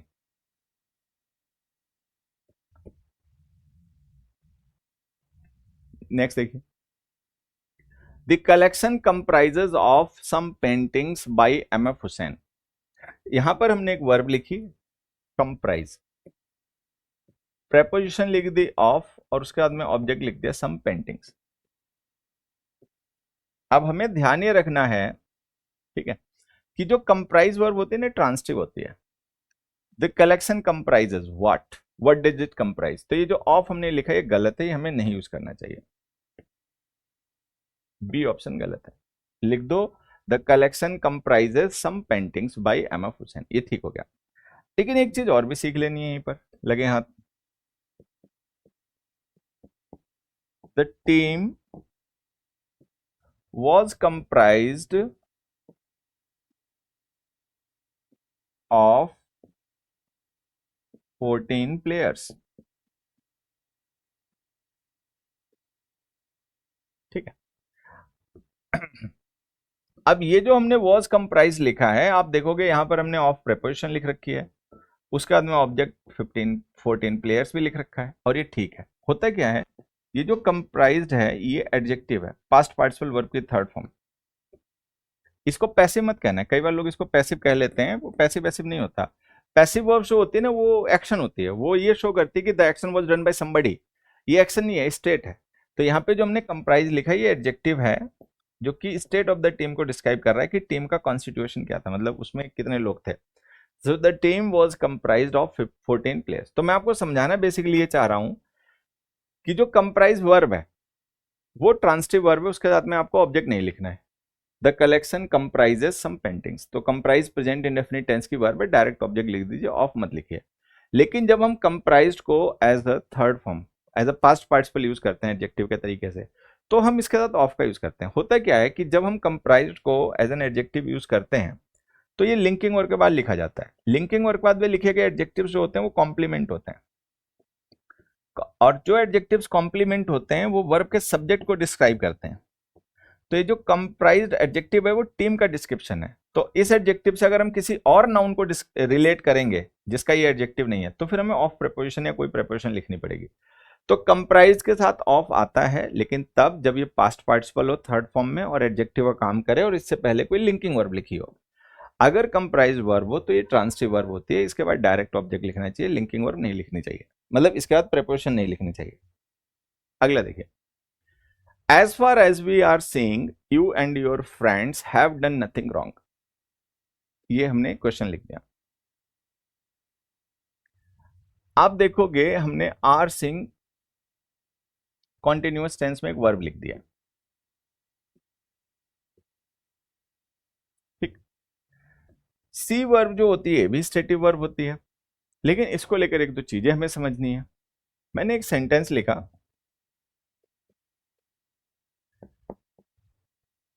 दे have been seeing each other for 3 years। एक option, the child is seeing the bird on the tree।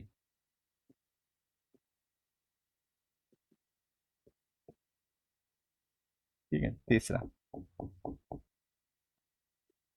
I am seeing no error in this sentence।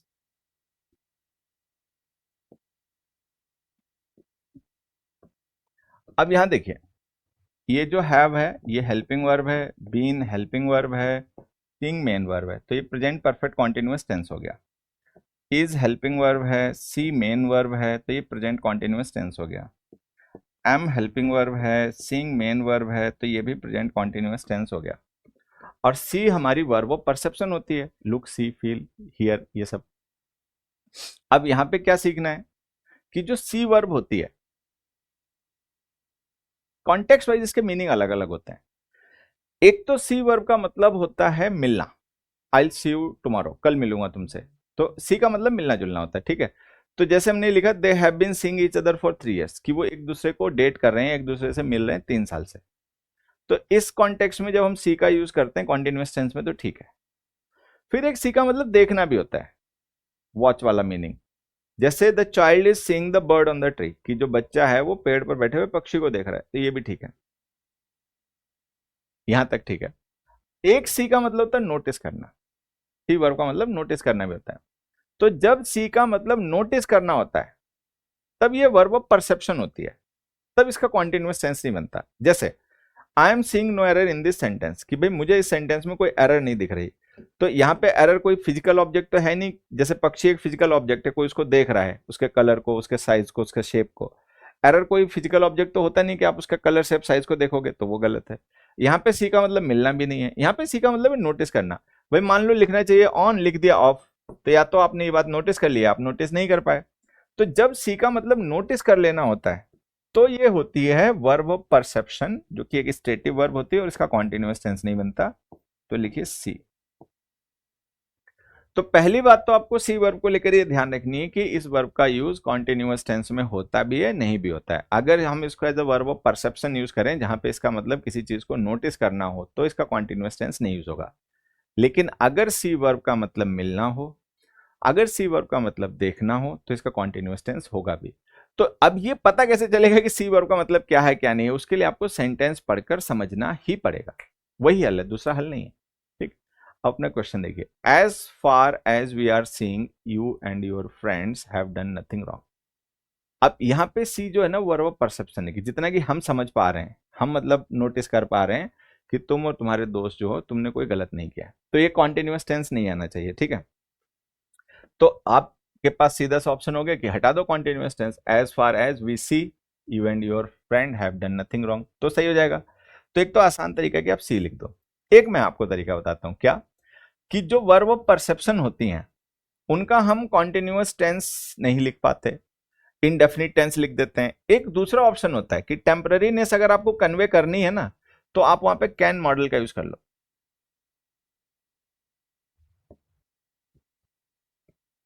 तो भी सही जाएगा। मतलब आप केवल सी लिख के भी ठीक कर सकते थे, मैं ये नहीं लिख रहा कि कैन सी ही लिखो, आप केवल सी लिख के भी सही कर सकते थे, लेकिन अगर हम कैन सी लिख देंगे तो भी सही जाएगा। तो आप इसको ऐसे लिख दो, as far as we can see you and your friends have done nothing wrong. ठीक है, इसी बात को मैं एक एग्जांपल से आपको और समझा देता हूं। जैसे मैंने एक सेंटेंस लिखा, I am hearing some noise.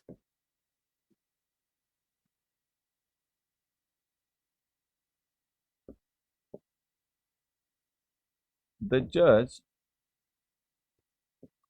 was hearing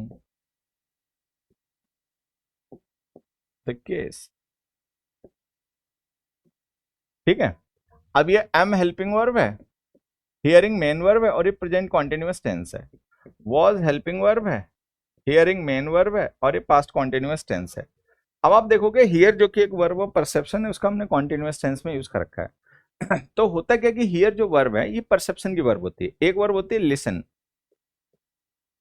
listen to actually. तो ये क्या है, ये एक्शन वर्ब है। लेकिन जो हियर है ये परसेप्शन की वर्ब है। आपके सेंसेस परसीव करते हैं किसी चीज को, तो वो परसेप्शन है। जैसे आपको मैं पढ़ा रहा हूं, मेरी बात सुन रहे हो, then you are paying attention to me, you are trying to understand what I am saying. तो ये आपकी तरफ से किया जा रहा है, एफर्ट है। इसके लिए हम वर्ब यूज करेंगे listen, I am listening to you. ठीक है, लेकिन इसके अलावा कुछ आवाजें आपके कान में आ रही होंगी, आपके सेंसेस उसको परसीव कर रहे होंगे, तो उसके लिए हम लिसन नहीं यूज करेंगे। जैसे इस समय मैं आपको पढ़ा रहा हूँ तो मुझे एम्बुलेंस की कुछ आवाज आ रही है कहीं से, तो मैं ये नहीं कह सकता I am listening to that noise, I can hear that, मुझे वो सुनाई पड़ रही है, मैं नहीं कर रहा हूँ, बट सेंसेस उसको रेस्पॉन्स कर रहे हैं। तो हियर और लिसन में ये डिफरेंस होता है। ठीक, अब मैंने लिखा I am hearing some noise, तो ये गलत है, कॉन्टिन्यूअस टेंस मत बनाइए। या तो लिखो आई हियर सम नॉइज, ठीक है, या तो लिखो आई हियर सम नॉइज, या लिख दो I can hear some noise. तो जो परसेप्शन की वर्ब्स होती हैं उनमें अगर हमें टेम्पररीनेस का सेंस कन्वे करना हो तो कैन मॉडल के साथ उनका यूज कर देना चाहिए। अच्छा, फिर यहां पर आ गए, यहां पर हमने लिखा द जज वॉज हियरिंग द केसेस। अब इसका क्या करें, इसका कुड हियर कर दें या हर्ड कर दें? ये ठीक है, इसको मत चेंज करना। क्यों? क्योंकि यहां पर हियर वर्ब परसेप्शन नहीं है। जब हम जुडिशियरी के कॉन्टेक्स्ट में यूज करते हैं हियर वर्ब, तो उसका मतलब सुनवाई करना होता है। वो वास्तव में एक्शन ही है, वो प्रोसेस है, वो एक्शन है, एक्टिविटी है, तो वहां पे हम इसका कॉन्टिन्यूअस टेंस बना सकते हैं। तो हियर वर्ब कॉन्टिन्यूअस टेंस में यूज हो सकती है अगर कॉन्टेक्स्ट ये वाला हो तो, नहीं तो हियर वर्ब जो है वो वर्ब ऑफ परसेप्शन होती है, उसको कॉन्टिन्यूअस टेंस में नहीं यूज किया जाता इस तरीके से। अब यहां पर हमने ये कुछ बेसिक से यूजेस थे स्टेटिव वर्ब्स के, बहुत ज्यादा डेप्थ में जाए बगैर मैंने कुछ सेलेक्ट क्वेश्चंस जो स्पेशली स्टेटिव वर्ब से रिलेटेड थे वो आपके साथ में डिस्कस किए। अब इन क्वेश्चंस को जब हमने डिस्कस किया है, तो जब आप तैयारी करते हैं या प्रीवियस ईयर के क्वेश्चंस को प्रैक्टिस कर रहे होते हैं, मॉक टेस्ट लगा रहे होते हैं, तो आपको ध्यान में आया होगा कि इन कॉन्सेप्ट बेस्ड क्वेश्चंस भी बहुत आते हैं। तो मुझे लगता है अब ये क्वेश्चंस और ये कॉन्सेप्ट्स आपको क्लियर हो गए होंगे, आपको बेहतर समझ में आए होंगे।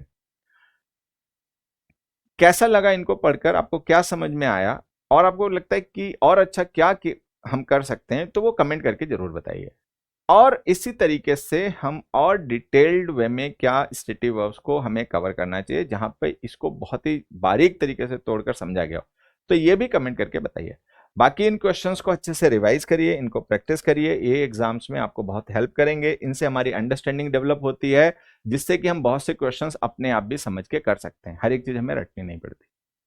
तो इंग्लिश को समझने के लिए थोड़ा सा नोट्स बनाने की आदत डालिए, थोड़ा सा चीज़ों को रटने के बजाय, मेमोराइज करने के बजाय समझने पे ध्यान दीजिए। इंग्लिश आसान लैंग्वेज है, एक बार आपको इसमें इंटरेस्ट आना शुरू हो जाएगा तो फिर आपको समझ में आएगा इतनी वंडरफुल है। तो खूब पढ़िए, खूब पढ़िए। आज के लिए बस इतना ही, फिर मिलते हैं अगले किसी वीडियो में। तब तक के लिए tata, bye bye, thank you.